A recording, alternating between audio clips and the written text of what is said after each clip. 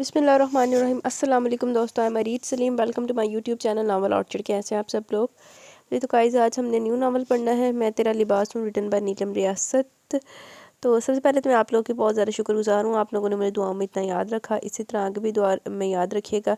शुक्र अल्लाह पाक का, मेरी तबीयत पहले से काफ़ी बेहतर है, लेकिन अभी भी सर में बहुत ज़्यादा दर्द हो रही है। लेकिन मैंने कहा कि चलें, 2 छुट्टियाँ हो गई हैं तो अभी टाइमली रिकॉर्डिंग करके अपलोड कर दूँ, तो जितना पढ़ सकते हैं हम पढ़ेंगे। अभी भी ना ये थोड़ा सा मसला बना हुआ, जैसे ना नोज़ ब्लॉक नहीं हो जाती। कल बहुत ज़्यादा फ्लू बह रहा था, छींकें आ रही थी परसों, तो अभी वो इतना हुआ वो, तो दरमियान दरमियान में ना सांस रुक रहा है मेरा ना।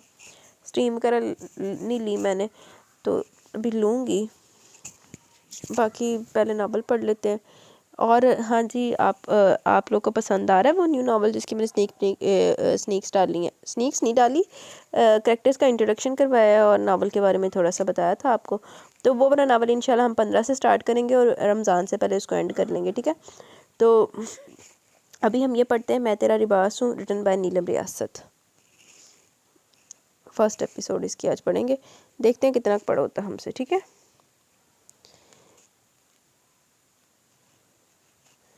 ज़िंदगी में 2 तरह के लोग आपको हर जगह नजर आएंगे। एक वो जिनको घर से मुकम्मल एतमाद मिलता है, इनके हर काम के पीछे इनके घर वालों की मदद शामिल होती है।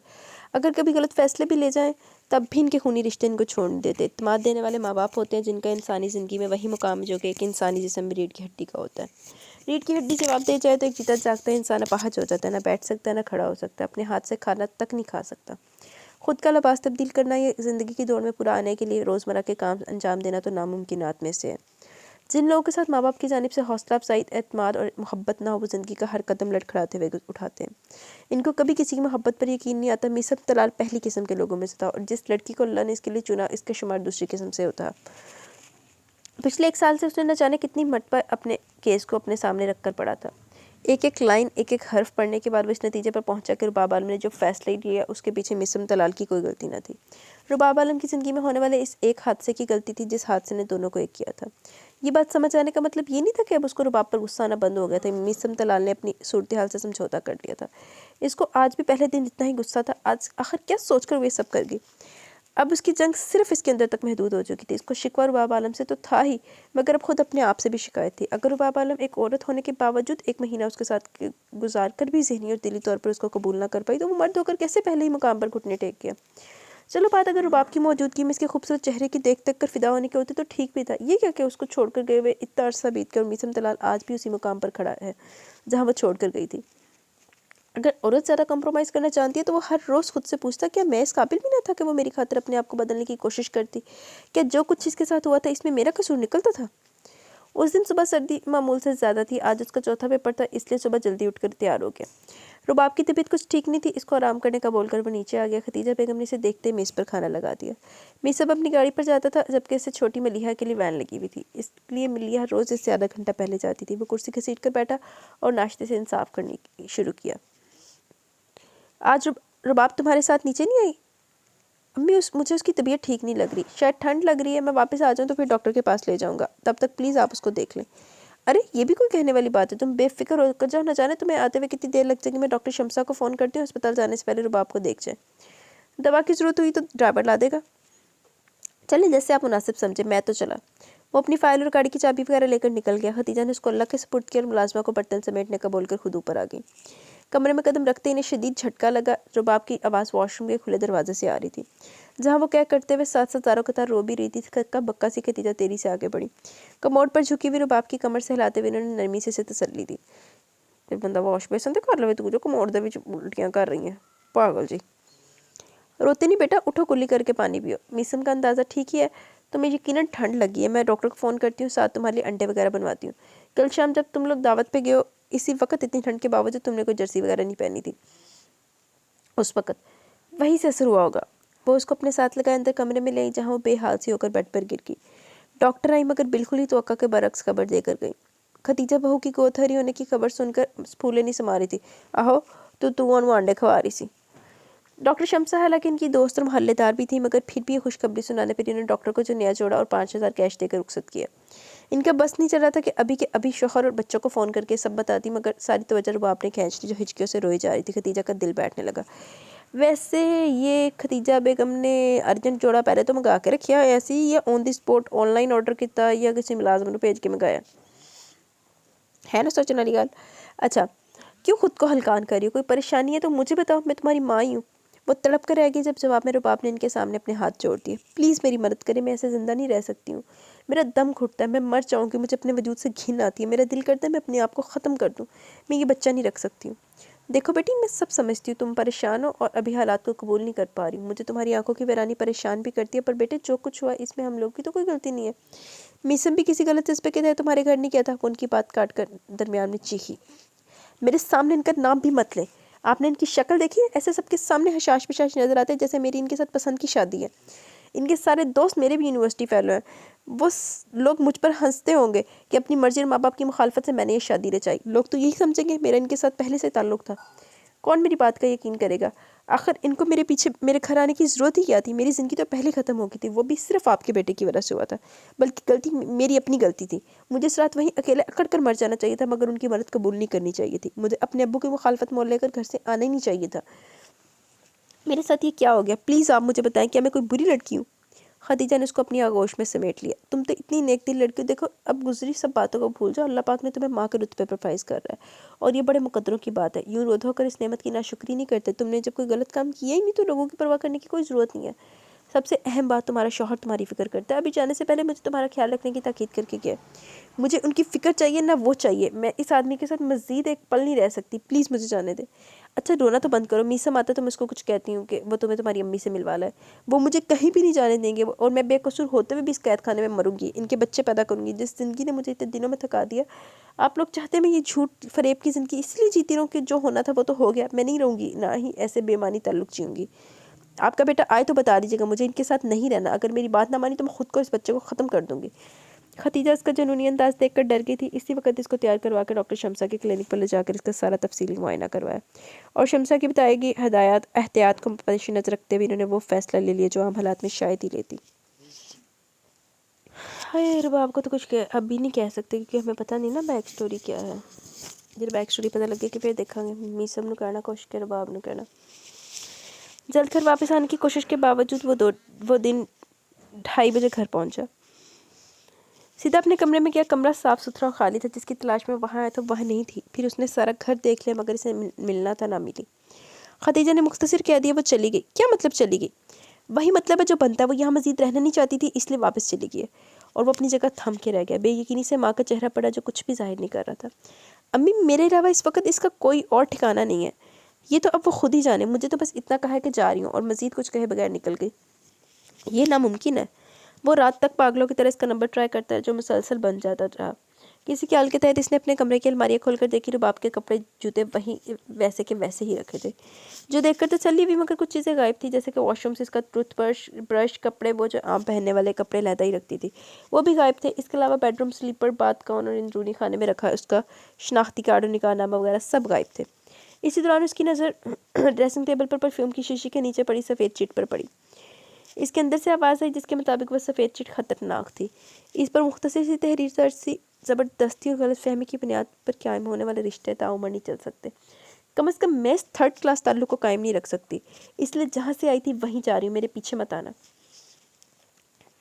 केड़ा थर्ड क्लास ताल्लुक़ है? तेरे निकाह किया है, तेरी परवाह भी कर रहा। केड़ा थर्ड क्लास ताल्लुक़ तू कह रही है निकाह नूं? सौंधी मेरे मुँह चो। दिमाग में गुस्से की एक शदीद लहर उठी थी। इसने कमरे की हर चीज़ उठाकर यहाँ वहाँ फेंक दी। इसका तो तौहीन का तो इसने तसव्वुर भी नहीं किया था। चीज़ों के टूटने की आवाज़ों पर खदीजा और मरिया भागती हुई आई। आगे कमरे का हशर देखकर दिल थाम लिए। कमरे के वस्त में वह सुर्ख आंखें लिए खड़ा था। माँ को देखते ही फट पड़ा। मैंने मर्द होते हुए भी अपनी अना और गुस्से एक तरफ रखकर इसको इज्जत दी, मोहब्बत दी, रिश्ते का तकद्दुस निभाया और वो मुझे छोड़कर वापस उनके पास चलेगी जिन्होंने इसको दो कोड़ी का करके अपने घर से निकाला था। जब ये जा रही थी आपने मुझे तब फ़ोन करके क्यों नहीं बताया? मैं खुद जाकर इसको दफ़ा करता।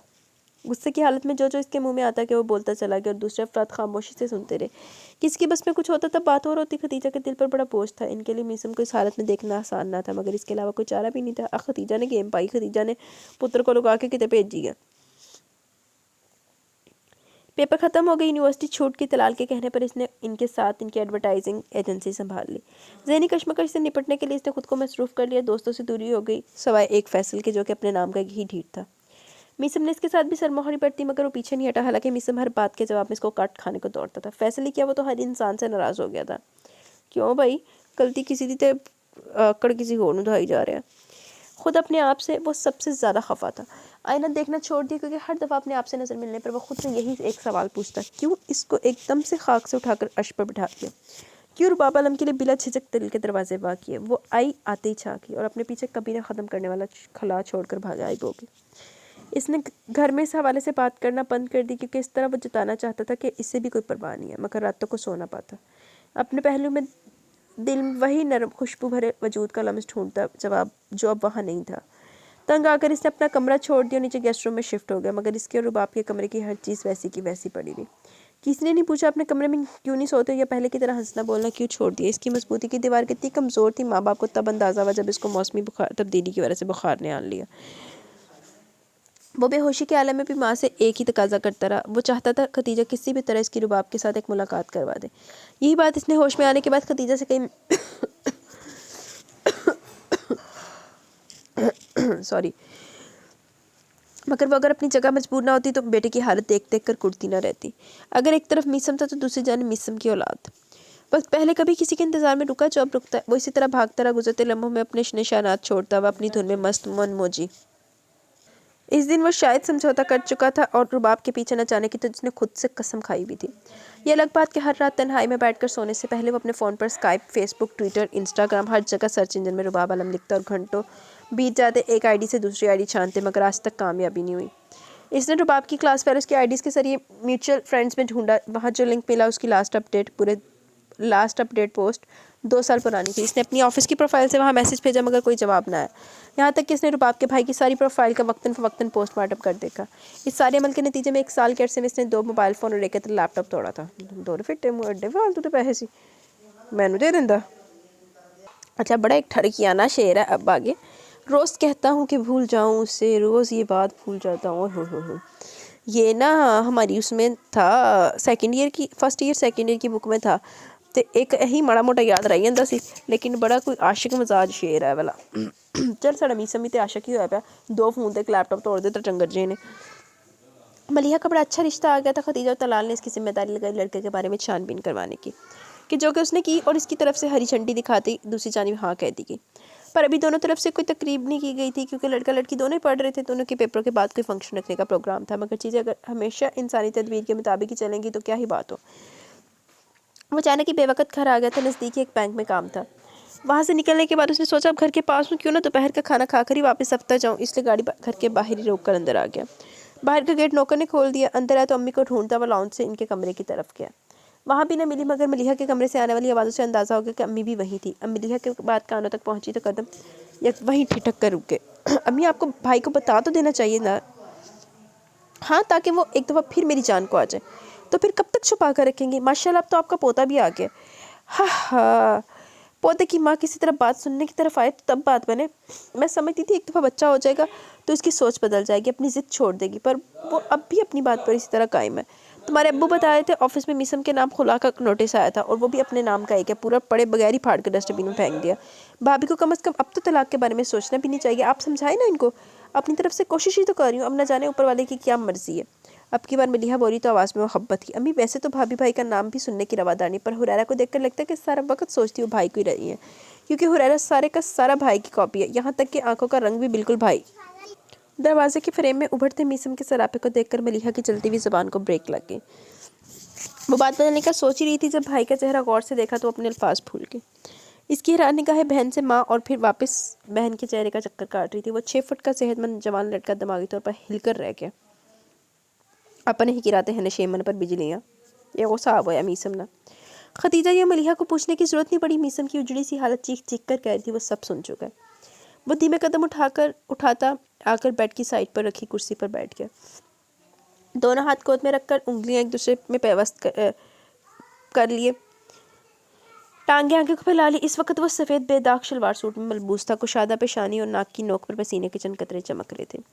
खतीजा ने सूरत हाल को संभालने की कोशिश करना चाहिए। अस्सलाम वालेकुम चंदा, कब आए हो? अच्छा किया जो इस वक्त आ गए, हमने अभी तक दोपहर का खाना नहीं खाया। जाओ मलिया, जाकर खाना लाओ। ज़रूरत नहीं अम्मी, इन चंद पलों ने मेरी भूख प्यास छीन ली है। उसके इनकार के बावजूद मलिहा ऐसे वहाँ से निकली जैसे कैद से रहाई पाई हो। इसे हकीकत में इस वक्त मीसम से डर लग रहा था, न जाने वो क्या सलूक करने वाला था। ज्यादा तो तुझे कितनी हूं तड़ा बांधा डरना। मीसम ने मलिहा के वहाँ से गायब होने का कोई नोटिस नहीं लिया। वो आगे को झुक कर बैठा, दोनों कोनियाँ टांगों पर रखी, हाथ इस वक्त भी एक दूसरे में बंद थे। आंखों की लाली हर सेकंड के साथ बढ़ रही थी। यकटक माँ का चेहरा देखते हुए वो दोबारा बोला, इस गुजरे वक्त में मैं इस औरत की वजह से जिस किस्म की जहनी कश्मकश और अजियत का शिकार रहा हूँ, आपको मेरे हाल की पल पल खबर रही है ना। मैंने आपकी मिन्नतें की, एक बार सिर्फ एक बार मुझे उसके रूबरू होने का मौका दें। आपने ये कहकर टाल दिया आपका उसके साथ कोई राब्ता नहीं है, और आज मेरे हवास पर ये बम फोड़ दिया। मैं एक बच्चे का बाप हूँ और मुझे ही इल्म नहीं। क्या इस मगरूर घमंडी औरत ने मुझे ही लाइलम रखा, ये आपको भी बताया क्या? खतीजा बेड पर से उठकर इसके बराबर वाली कुर्सी पर आकर बैठी, इसके कंधे पर हाथ रखकर बोलना शुरू किया, अपनी माँ को गलत मत समझना मीसम, मैंने जो कुछ भी किया वो तुम्हारे बच्चे की सेहत और ज़िंदगी के लिए किया। वो यहाँ रहती तो हर वक्त सोच सोच कर पागल हो जाती। वो जिस रिश्ते को भी जहनी तौर पर कबूल ही नहीं कर पाई थी, तुम इसी ताल्लुक को अगले मुकाम पर ले गए थे। डॉक्टर ने साफ साफ कह दिया था, अगर इस बच्चे की ज़िंदगी चाहती है तो माँ को डिप्रेशन से निकालें। हर वक्त की ओवर थिंकिंग की वजह से बच्चे की ग्रोथ नॉर्मल नहीं थी। इसको इस जहनी स्टेज से निकालने को मैंने तुमसे झूठ बोला कि मेरा इसके साथ कोई राब्ता नहीं है। मेरा उसके साथ हर पल का राब्ता है। बच्चे की पैदाइश पर भी मैं उसके पास थी। अम्मी, उसने अपने ऊपर मसलूमियत का लेबल लगाकर जो मेरा नुकसान किया मैं उसको माफ़ नहीं करने वाला, पर आपसे मुझे ये उम्मीद नहीं थी। मैं इसकी ज़िंदगी का गैर अहम फजूल इंसान हूँ, आपका तो बेटा हूँ, फिर भी आपने मुझे ये चोट दे दी। मेरा बच्चा उसके पास था, वो बेईमान औरत ये गेम तो बासूल तरीके से खेलती, मुझे बताया ही नहीं।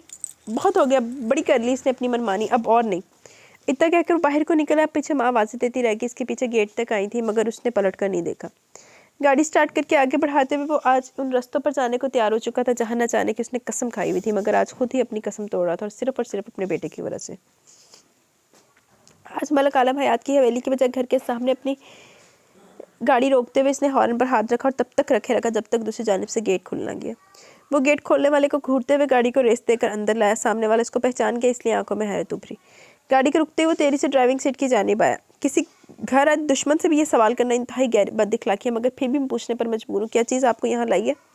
मैं तुम्हारे मुंह लगने के लिए हरगिज़ नहीं आया। अंदर जाकर अपनी बहन को बोलो मेरा बच्चा मेरे हवाले करे, और इसके बाद मेरी तरफ से तुम सबके सब भाड़ में जाओ। मलक अब्दुल्ला के माथे पर तेवरी ताज्जुब से अपने बहनोई की नाक पर चमकते गुस्से को देखते हुए बोला, मिसम तलाल साहब, मेरी सिर्फ एक ही बहन है जो कि आपकी बीवी है, और वो आखिरी दफ़ा इस घर की दहलीज से आपके हमरा निकली थी, आज तक कभी वापस नहीं आई, इसलिए मैं आपका मुतालबा समझने से कासिर हूँ। मैं जानता हूँ तुम लोग ज़रा मोटी अक्ल वाले तबके से ताल्लुक़ रखते हो, सीधी सी बात भी समझ में नहीं आती।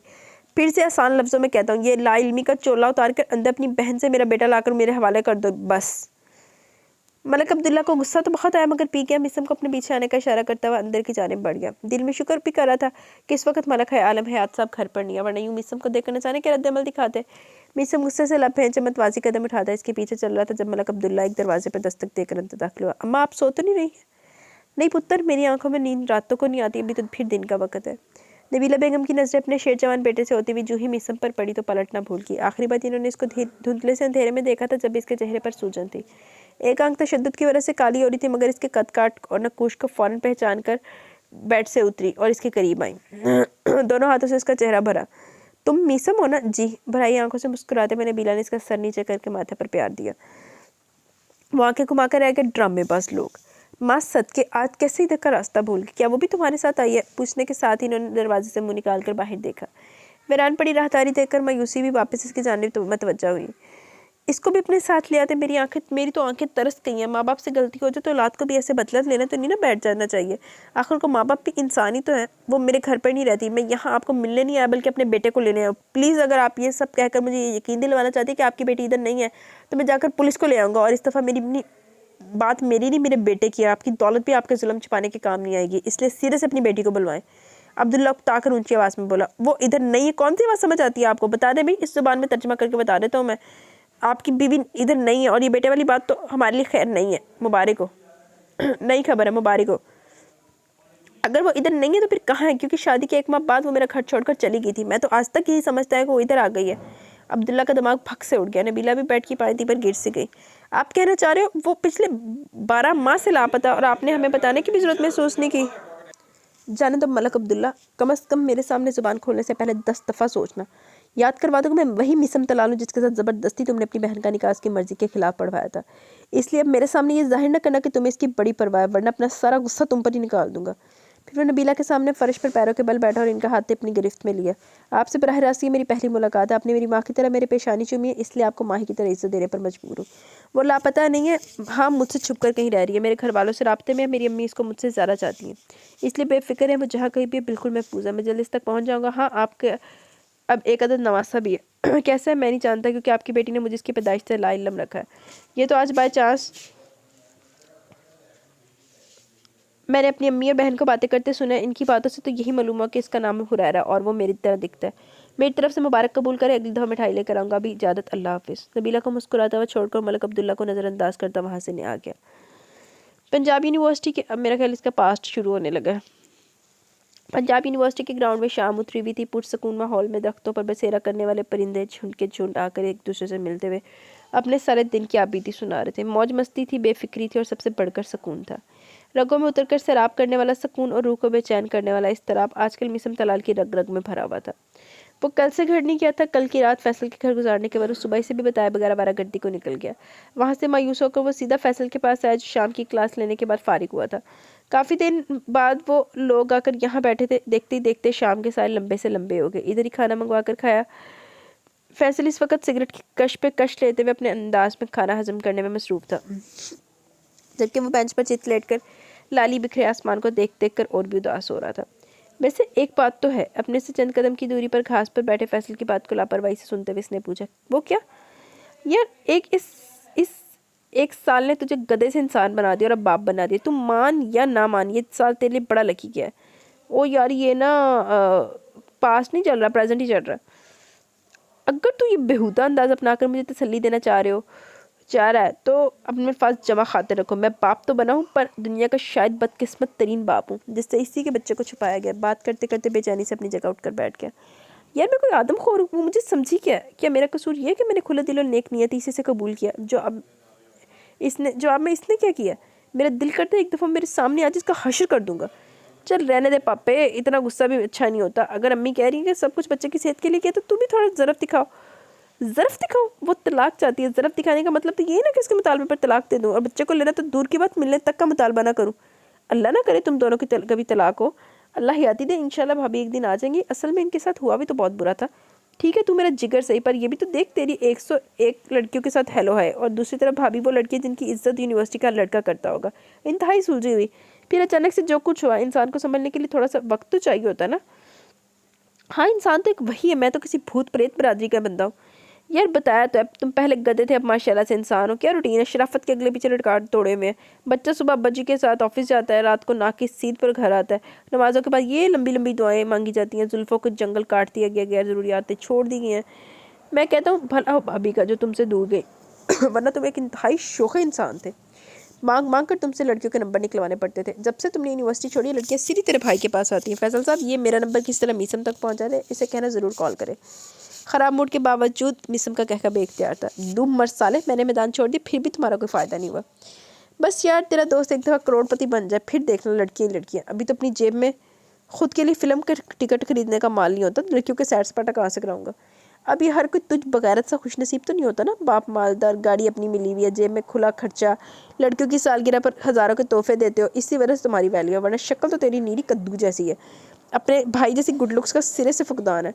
हाँ जी, बिल्कुल बजा फरमा रहे हो। अब तो मुझे भी यकीन हो गया कि मेरी शक्ल ही बदसूरत है, इसलिए वो मेरे साथ रह नहीं पाई। दुत तेरी, घूम फिर कर सही उधर ही आकर अटकती है। तुम भूल क्यों नहीं जाते? क्या भूल जाऊँ कि ये कि अपनी बीवी से मोहब्बत है मुझे, और वो मुझसे अलहदा हो गई है।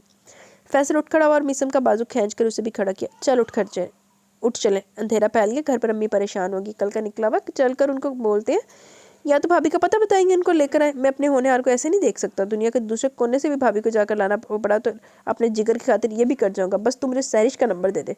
पर मर, इसकी मंगनी हो गई है। मंगनी हुई है? कौन सी शादी हुई है?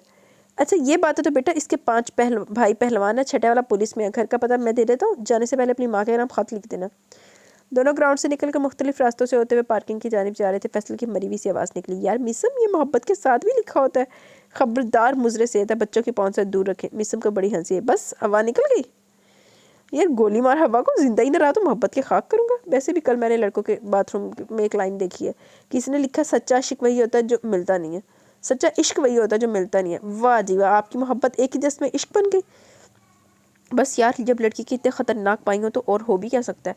ले दे के एक इश्क का चांस ही लिया जा सकता है। मीसम दिल खोल कर हंस रहा था, जबकि फैसल ने तेले दिल के साथ शर्म दिलवानी चाहिए। बस जी, सच कहा किसी कहने वाले ने, चिड़िया दी मौत गवाना दा हासा। चिड़ी कौन है, तुम या तुम्हारी मोहब्बत? ये बात राज में ही रहने दो, आज इस गाने के बोल ज़रूर समझ में आ गए। मीसम ने गाड़ी पार्किंग से निकालते पूछा, कौन से गाने के? वही जो हमारा मैथ का प्रोफेसर गाया करता था। बताने के बाद फैसल ऊंची आवाज़ में सुर के साथ गुनगुनाने लगा, तूने अपना बनाकर नज़र फेर ली, मेरे दिल का सुकून रहा ना, लुट गया। मीसम ने हाथ उठाकर इसे रोक दिया। बस बस बस, इससे ज़्यादा इस कलाम की बेहरुमती ना कर, मेरे पास है, मैं स्टीरियो पर लगा देता हूँ। 2 मिनट बाद गाड़ी घर को जा रही थी। मौलवी हैदर हुसैन के साथ साथ वो दोनों भी अपनी टीचर आवाज़ समेत फुल वॉल्यूम में गा रहे थे। हुए गड्डी दी फिजा दे विच कोई ब्लास्ट नहीं होया, एडी सुरीली आवाज़। तूने अपना बनाकर नज़र फेर ली, मेरे दिल का सुकून आ रहा, लुट गया। मुझको लूटा तेरे इश्क ने जाने जा, मैं तेरे इश्क में जाने जा लुट गया। चंद दिन के फ़कत मेरी जागीर थे, मैं भी बादे खिज़ां लूट कर ले गई। मैंने देखा ना फसले बहारी का मुँह, मैं कफ़स में रहा आशियाँ लुट गया। मैंने लुटने से पहले ये सोचा कि मैं राज की बात ही दिल से कह लूँ लुटूँ। राज की बात तो रह गई राज में, मुझसे पहले मेरा राज लुट गया। दिल मेरा इश्कबाजी में अनजान था, आगे एक रुखे बेपरवाह पर यूं ही। दिल ने सोचा ना समझा ना पहचान कि इसने लुटता कहाँ था, कहाँ लुट गया। आप उसके साथ बात क्यों नहीं करते? परसों दोपहर का वो घर से निकला, आज वापस आ रहा है। खाना पूछा, इसके लिए भी ना बोल दी। आखिर क्यों मुझे परेशान करा है? वो कोई बच्चा तो नहीं है, जब कह रहा है कि बाहर से खाया है तो यकीन कर लो। आखिर फैसल ने भी तो यही कहा था। अच्छा, मैं ही यकीन कर लेती हूँ। आप इस मुँह टीवी के आगे इसे ना उठिएगा। अपने घर में इतने मसाइल बिखरे हुए और मोहतरम को हर वक्त दुनिया की पड़ी रहती है। कौन से मसाइल भाई? साहबजादे को उसकी बीवी का पता बता दो, खुद ही सारे मसाइल ख़त्म हो जाएंगे। हाँ, पता बता दूँ, ताकि वहाँ किसी दूसरे शहर में रिश्तेदारों के सामने ये लोग खाना जंगी खोल कर बैठ जाएँ, जिस कान तक अभी सारे मामले की खबर नहीं पहुंची, इसको भी इत्ला हो जाए। चलो फिर इंतज़ार करो इस वक्त का, जब तुम्हारा बेटा तुमसे मुखातिब होना बंद कर दे और ये घर छोड़कर चला जाए। अल्लाह ना करे ऐसा हो। मेरा एक तो बेटा है, तो फिर इसकी खुशी पूरी कर दो। आप तो ऐसे कह रहे हैं जैसे अपनी बहू से वाकिफ़ नहीं है। मैं अगर बहू से वाकिफ़ हूँ तो बेटे से भी बहुत अच्छी तरह वाकिफ़ हूँ। ऑफिस में बाज़ औक़ात जो मुश्किल प्रोजेक्ट आ जाते हैं, इन पर इन्हें परफेक्ट बनाने का जुनून सवार हो जाता है। अभी भी वो बेचैनी इसीलिए क्योंकि हम उन लोगों ने इसको उसका अपना केस इसके अपने अंदाज में हल करने की मोहलत नहीं दी, बल्कि इसको पेट की तरह उंगलियों पर नचाया, हत्ता कि बच्चे की पैदाइश भी छुपा दी। अब बेहतरी इसी में अपनी बहू को किसी तरह एक दफ़ा घर बुला लो। पहले बच्चे की वजह से तैयार थी, अब अल्लाह के फजल से मेरा शहजादा ठीक ठाक दुनिया में आ चुका, तो बाप से क्यों ना मिले? वो नहीं मानेगी। तुम कोई बहाना सोचो, माँ हो, आखिर इमोशनली ट्रैप करो, आखिर बेटे को भी तो करती रही हो। ठीक है, मैं कोशिश कर देखती हूँ। अगर वो किसी तरह की बातों में ना आई तो मिसम को बता देना वो किधर रह रही है। अल्लाह करे वो मेरी बात मान जाए, आमीन। क्या अब मुझे खबरें सुनने की इजाज़त है? जी सुने, आखिर रात को नींद कैसे आएगी? बड़ी नवाजिश, बस एक गिलास पानी देती जाए। खदीजा ने पानी का गिलास लाकर शौहर को दिया और खुद ईशा की नमाज़ पढ़ने के लिए वज़ू करने चलेगी। ज़हन सारी सूरत हाल का कोई हल सोचने में मसरूफ़ अमल। सारी रात बारिश होती रही थी, जिसके आसार हर तरफ नजर आ रहे थे। ओल्ड होम के दिलकश लॉन में आज हर जानिब खुश्क आवारा पत्तों का ढेर था। अभी तक सारा आसमान बादलों ने घेरा हुआ था। गहरा ग्रे रंग किसी भी वक्त छलकने को तैयार लग रहा था। अपनी रोज़मर्रा की रूटीन के मुताबिक आज भी उसने स्टाफ के लिए बने लाउंज में नमाज़ पढ़ी, जहाँ कमरे के फर्श पर कारपेट डाला गया था। इस कोने में लंबी सी कोई 12 कुर्सियों वाली मेज़ लगी थी और कमरे के चारों तरफ दीवारों में अलमारियाँ थी, जिनमें सारा रिकॉर्ड जमा पड़ा था। यही कमरा नमाज के लिए इस्तेमाल होता था और इसके अलावा स्टाफ की मीटिंग्स वगैरह भी यहीं होती थी। नमाज पढ़ते ही इसकी आदत थी कुरान हाथ में लेकर लॉन में निकल जाती और वहाँ बने संगी बेंच पर बैठकर नाश्ता लग जाने तक सबक पढ़ती। जब मुलाजिम नाश्ते का बताकर जाता, वो अगले 10 मिनट में तैयार होकर नाश्ते की मेज़ पर पहुंच जाती। हुरैरा की रात देर से सोने की आदत का इसको एक बड़ा फ़ायदा था। दिन में वो 10 बजे से पहले नहीं उठता था। इस वक्त वो जो खुद तो दफ्तर में होती, मुलाजमा बच्चा को नहला धुला कर नाश्ता करवाने के बाद उसके हवाले कर जाती, जहाँ वो लंच तक इसको अपने साथ रखती। इसके बाद दोबारा मुलाजमा की गोद में चला जाता। वो नाश्ते के बाद सीधी ऑफिस में जाती और सारा दिन इधर मसरूफ़ गुजार कर 4 बजे ऑफिस बंद करके वापस रहायशी हिस्से की जानिब आ जाती। पिछले 12 माह से इसका यही मामूल रहा था, जिसमें अब आकर इसने थोड़ी तब्दीली ये की थी कि ओपन यूनिवर्सिटी के ज़रिए कोर्स शुरू कर दिया था, जिसने शाम के बाद भी इसे मसरूफ़ कर दिया। मगर ये सबसे बड़ी तब्दीली तो इस नन्ही सी जान की वजह से आई थी, जो बड़े वक्त पर सोने वाली माँ को अब आधी आधी रात तक सोने न देता। अपनी ज़बान में वूँ कर करके न जाने क्या क्या कहानियाँ सुनाता था।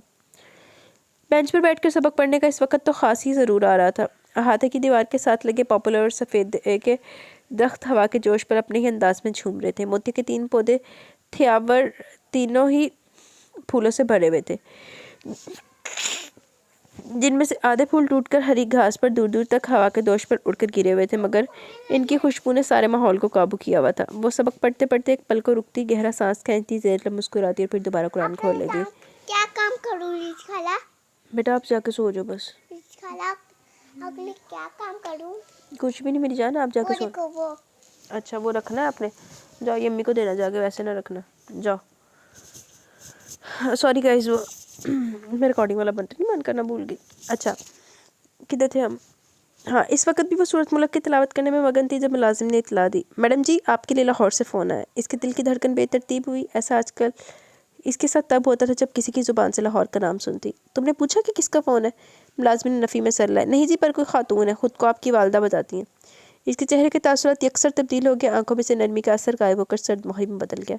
आइंदा अगर कोई खातून फ़ोन पर खुद को मेरी माँ बताकर मुझसे बात करने का ख्वाहिश का जाहिर करे तो कह देना कि मेरा हुक्म है, मुझे ऐसी कोई कॉल ट्रांसफ़र न की जाए, मगर बल्कि क्योंकि मेरी कोई माँ नहीं है। कथित तौर पर कहकर वो वापस अपने काम में मगन होकर मुलाजिम यस मैम कहकर वापस मुड़ गया, मगर 2 मिनट बाद फिर आया। मैडम जी वो कह रही है इनका नाम खतीजा है। अब की बार वो चौंकी क्योंकि खतीजा आंटी ने हमेशा अपनी बहन के नंबर पर फ़ोन करके इससे बात की थी। कुछ पल सोचा और फिर सर बात में हिलाती हुई उठ खड़ी हुई। मैं आ रही हूँ, तुम जाओ। मुलाजिम जी अच्छा कहकर तेरी से निकल गया। पुरसोच अंदाज में कदम उठाती अंदर की जानिब बढ़ गई। हेलो अस्सलाम वालेकुम। वालेकुम अस्सलाम, आप कैसी हैं? इसके पूछने पर दूसरी जानिब से शिकवाया। तुम्हें क्या लगे तुम्हारी तरफ से कोई जिए या मरे? तुम्हें कौन सा अपने अलावा कोई और नजर आता है? इसने गहरा सांस खारिज किया। वो बड़ी बुरी तरह से इसको घेरने के इरादे में लग रही थी और इसके पास सबसे बेहतर हथियार यही था, जो वो कहती वह खामोशी से सुनती जाए। आप ठीक कह रही हैं, असल में यहाँ काम की मसरूफियत इस कदर होती है, ऊपर से हुरैरा के काम कुछ भी सोचने करने और कहने का वक्त ही नहीं मिलता। हाँ बस वकील से मिलने का वक्त मिल जाता है। यानी वो नोटिस के बारे में जान गई थी, मगर वो तो इसने इसी डर की वजह से घर की बजाय ऑफिस के पते पर भेजा था। आंटी पौधों के साथ उगाने वाली इजाफी शाख और पत्तों को काट देने सूदमंद होता है, वरना पौधे खुद मुरझा जाते हैं। इस तरह जिन रिश्तों की वजह से आप खुद अपने आप से भी नजर ना मिला पाते, उनको भी छोड़ देना ही बेहतर होता है। बहुत सियानी होगी, क्या एक माँ के दिल से औलाद की मोहब्बत निकाल सकती हो? मगर आप मुझ पर मेरी माँ से बढ़कर मेहरबान है, मैं आपकी औलाद नहीं हूँ। ये तो तुम्हारी सोच है ना, जिसका मुजाहिर अभी भी मैं फ़ोन पर करते देख चुकी हूँ। माँ कहा तो तुम फ़ोन पर ही नहीं आई, इसकी वजह से भी आप वाकिफ़ हैं। जो तुम सब कर रही हो इसका फ़ायदा क्या हासिल होने वाला है? मैंने अपना फ़ायदा नुकसान कब का सोचना छोड़ दिया है। मैं पागल हो चुकी हूँ। मैं क्या हूँ? मैं नहीं हो या हो यार बाबा जी, क्योंकि जिन बातों ने मुझे नुकसान दिए उनमें मेरा कोई कसूर नहीं था। जब ज़िंदगी में कभी भी कुछ भी हो सकता तो क्या फ़ायदा सोच सोच कर मरने का? मलिया की मंगनी और मैं चाहती हूँ तुम घर आओ, मुझे अपने मेरे बच्चे से मिलवा जाओ। मेरा नामुमकिन है आप इधर हुरैरा से मिल जाए। क्या तुम्हारे दिल में मेरे लिए इतनी सी भी जगह नहीं कि तुम मेरी बात पर सोच समझ कर जवाब दो? फट से इनकार कर दिया। जो कुछ हुआ इसमें मेरा मलिहा ये इसके बाप का क्या कसूर था? फिर भी मैंने हर मामले में तुम्हारा साथ दिया। सिर्फ मैं वो इंसान हूँ जिसने बगैर किसी सफाई के तुम्हारा यकीन किया। तुमने कहा घर से जाना, मैंने अपने बेटे की मुखालफत मोल लेकर तुम्हें जाने दिया। वो इनको दरमियान में टोक गई। आपके बेटे का मेरे पर कोई हक नहीं है, मैं इसकी ज़िंदगी से निकल चुकी हूँ। क्या तुम वाकई इसकी ज़िंदगी से निकल चुकी हो? कुछ अरसे की बात है, फिर ये भी हो जाएगा। मैं तुम्हारे और अपने बेटे के ताल्लुक पर कोई बात नहीं करना चाहती हूँ और ना करूँगी। बस इतनी ख्वाहिश है कि तुम मलिहा की मंगनी पर मौजूद हो। ये भी बता दूँ कि जिसकी वजह से आना नहीं चाह रही वह जापान गया, वह घर पर नहीं है, इसलिए तुम्हारा होना ज़रूरी भी है। मलिहा तो मुझे मना करी थी। इसका कहना है कि तुमने अगर कभी इसके साथ फ़ोन तक का राब्ता नहीं रखा तो इसकी खातिर घर कैसे आ सकती हो? इसने अपनी आंखें ज़ोर से मीच लेना चाहते हुए भी कह गई। मलिहा से कह दे मैं ज़रूर आऊँगी। किस दिन आना है? दूसरी जानब खामोशी छा गई। चंद पल बाद भराई हुई आवाज़ में शुक्रिया बोलने के साथ 3 दिन बाद का वक्त बता दिया गया कर लाइन काट दी गई। फ़ोन वापस रखकर तेरी से वहाँ से निकलकर अपने कमरे में आ गई। इस लम्हे तन्हाई की शदीद ख्वाहिश, शदीद दर्द थी। कमरे का दरवाज़ा अपने पीछे लॉक करने के बाद बेड पर ढेर हो गई, जैसे तवील मुसाफिर थक कर रास्ते में गिरता है। वो वापस इस घर में जाना तक नहीं चाहती थी। वो ये फैसला आज का नहीं बल्कि जिस दिन वो इस घर से कदम निकाला था, दिल में इस बात का पुख्ता इरादा रखते हुए दहलीज पार की थी, मगर आज वो इस औरत को ना नहीं कैसे कर पाई, क्योंकि वो इनकी एहसानमंद थी और जिनके आप कर्जदार होते कभी कभी इनकी नाजायज़ भी माननी पड़ती है। तो फिर एक बड़ा ही बेज़र सा मुतालबा था।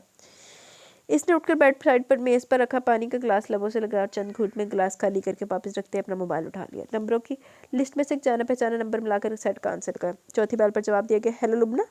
जी मलकालिया, फरमाइए। मैं हुरैरा लाहौर जा रहे हैं, अगर हो सके तो हमारी परसों की लाहौर के लिए टिकट करवा दो। हैं, ये बैठे बैठाए लाहौर क्यों याद आ गया? मुझे लाहौर नहीं याद है, लाहौर को मेरी याद आई, बल्कि लाहौरियों को।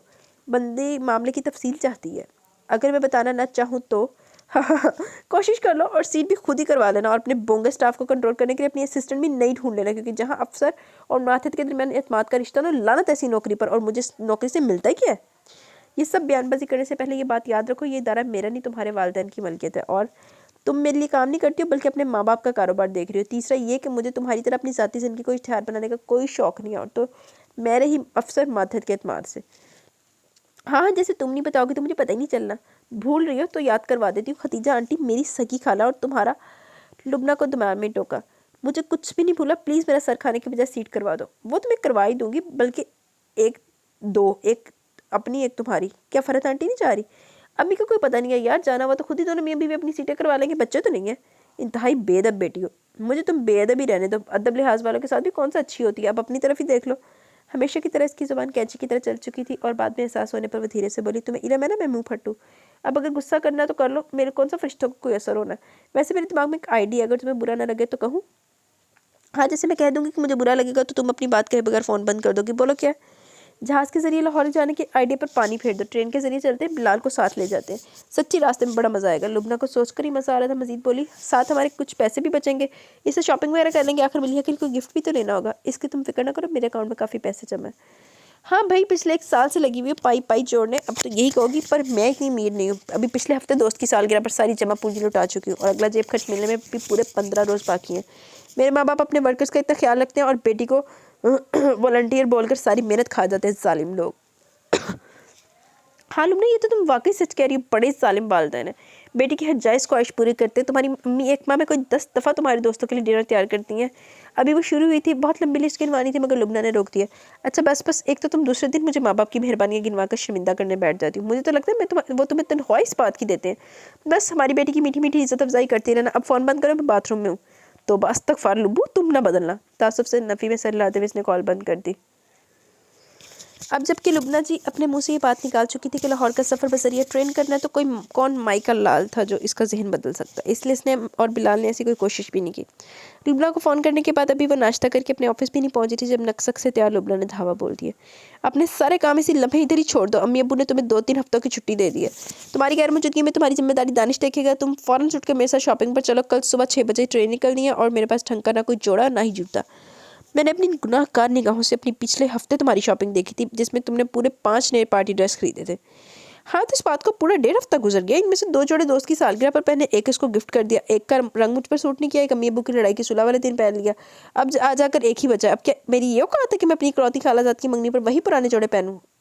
वाह, क्या सूटा दी, क्या वो की है, डिवीजन की है। एडी डिवीजन तो कभी मैं भी नहीं की। सूटों से याद है, मैंने भी सूट लेना भी, मेरी अपनी कह रही थी बताओ कौन सा ऑर्डर करना। मेरी वजह से वो भी नहीं बैठी हुई, उसने भी नहीं ऑर्डर किया, तो मेरा रात का टाइम ही नहीं लग रहा। नहीं, जितने मर्जी नहीं खरीद लो। पैसे भी तुम्हारे साथ बहस करना अपने दिमाग का रायता बनाने वाली बात है। तुमने कौन सा अपना मौक़िफ़ छोड़ देना। ये की ना दोस्तों वाली बात। शाबाश, अब चलो मेरे साथ तुम भी शॉपिंग करो। अम्मी ने खास तुम्हारे अगले महीने की तनख्वाह एडवांस दी है। काश इनको इल्म होता कि तुम किस कदर कंजूस मक्खी चूस हो।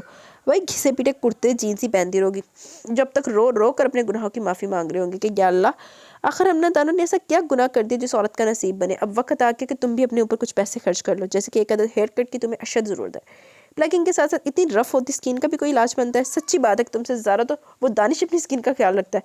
अभी परसों माली से ज़्यादा लेकर एलोवेरा की 2-4 शाखें तोड़कर घर लेकर गया अपने चेहरे बालों पर लगाने के लिए। हाँ, तो जवान जहान इंसान है, इसका भी अच्छा लगने को जी चाहता है। इसकी बात को एक दफ़ा फिर लुबना ने उसी पर उलट दी। ये चीज़, बिल्कुल यही चीज़ मैं तुम्हारे अंदर भी देखना चाहती हूँ। तुम मेरा वक्त ज़ाया करियो, और याद करवा दो मंगनी मेरी नहीं मिलिया की है, इसलिए आज का दिन जाकर डट कर काम करो। कल वैसे भी हमें सफ़र में होना है। एक बात तो बताओ, लुबना ने संजीदगी से पूछने पूरी तवज्जो से बोली। पूछो। कभी अपनी आदम बेजारी की वजह से शर्म भी आई है या नहीं? ये कैसा फजूल सवाल है। तो मैं आखिर कहाँ से मैं आदम बेजार लगती हूँ? मैं काला चोला डालकर जंगलों में तो नहीं बसी हूँ। तुम्हारे सामने इसी दुनिया में रहकर वही आम मामलाते ज़िंदगी निभाती हूँ। हाँ, मैं तुम्हारी तरफ फजूल खर्च नहीं हूँ। बिला वजह बनाओ से इनकार करने की कोई वजह मेरे पास नहीं है। नहीं खैर, ये तो ना कहो, वजह तो माशाल्लाह बहुत बड़ी और हैंडसम है, जिसे तुम खुद ही नज़रअंदाज किए फिर रही हो। लुबना की बात पर इसके चेहरे पर से सारी नरमी जाती रही। अब तुम जाओ, मुझे कुछ ज़रूरी पेपर देखने, रात की शॉपिंग पर चलेंगे शाम को, मगर अभी मुझे बहुत काम है। हमेशा ऐसे ही करती हो। फिर भी तुम कौन सा सबक लेती हो जो जिक्र मुझे पसंद नहीं। कितनी दफ़ा कहूँ मेरे सामने इसका हवाला भी इस्तेमाल ना किया करो। मुझे एक एक करके सारी बातें याद आ जाती हैं, और मेरा दिल करता है खुद को ख़त्म कर लूँ। मैं यहाँ शौक़ से नहीं आई हूँ, फ़कत इसी एक रिश्ते को भुलाने के लिए आई हूँ जो तुम वक्तन फ़वक्तन मुझे याद करवा कर मुझे बददिल कर देती हो। अच्छा बाबा सॉरी, चलो तुम अपना काम करो, शाम को कोई बहाना मत लेकर बैठ जाना। और हाँ, तुम्हारी सारी शॉपिंग भी मेरी मर्ज़ी से होगी। मैं मज़ीद ये जीन्स कुर्ते और बर्दाश्त नहीं कर सकती। अच्छा देखी जाएगी, अभी तो खिसको। लुबना के वहाँ से हटते वो अपने ऑफिस की जानिब बढ़ गई, मगर लुबना शाम होते ही लौट आई, और इस बार इसकी एक न चलने दी। मजबूरन बस सारा काम आधा अधूरा वैसे ही छोड़कर इसके साथ हो गई, क्योंकि कल ट्रेन मिस करने का इसका कोई प्रोग्राम नहीं था। अपने लिए इसने अपनी मर्जी से सिर्फ एक जोड़ा लिया। हुरैरा के लिए अलबत्ता हमेशा की तरह दिल खोलकर शॉपिंग की और मलिहा के लिए वाइट गोल्ड का नगों वाला इंतहाई स्टाइलिश सा ब्रेसलेट लिया। अल्लाह एडे पे है तेरे को वाइट गोल्ड दा प्लैटिनम दा नगा वाला ब्रेसलेट भी ले लिया।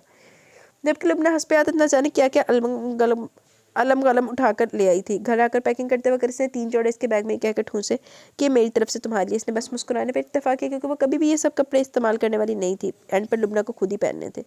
अगर सफ़र में पूरा जुलूस निकालने को एक लुबना का फटा ढोलना काफ़ी था तो साथ में इसका गुरु बिलाल की शक्ल भी मौजूद था। सारा रास्ता शायद ही कोई स्टॉप ऐसा गुजरा जिस पर ट्रेन रुकी और वो दोनों नीचे उतर कर खाने पीने वाले स्टॉल्स पर न टूटे हो। दोनों जंगली हो।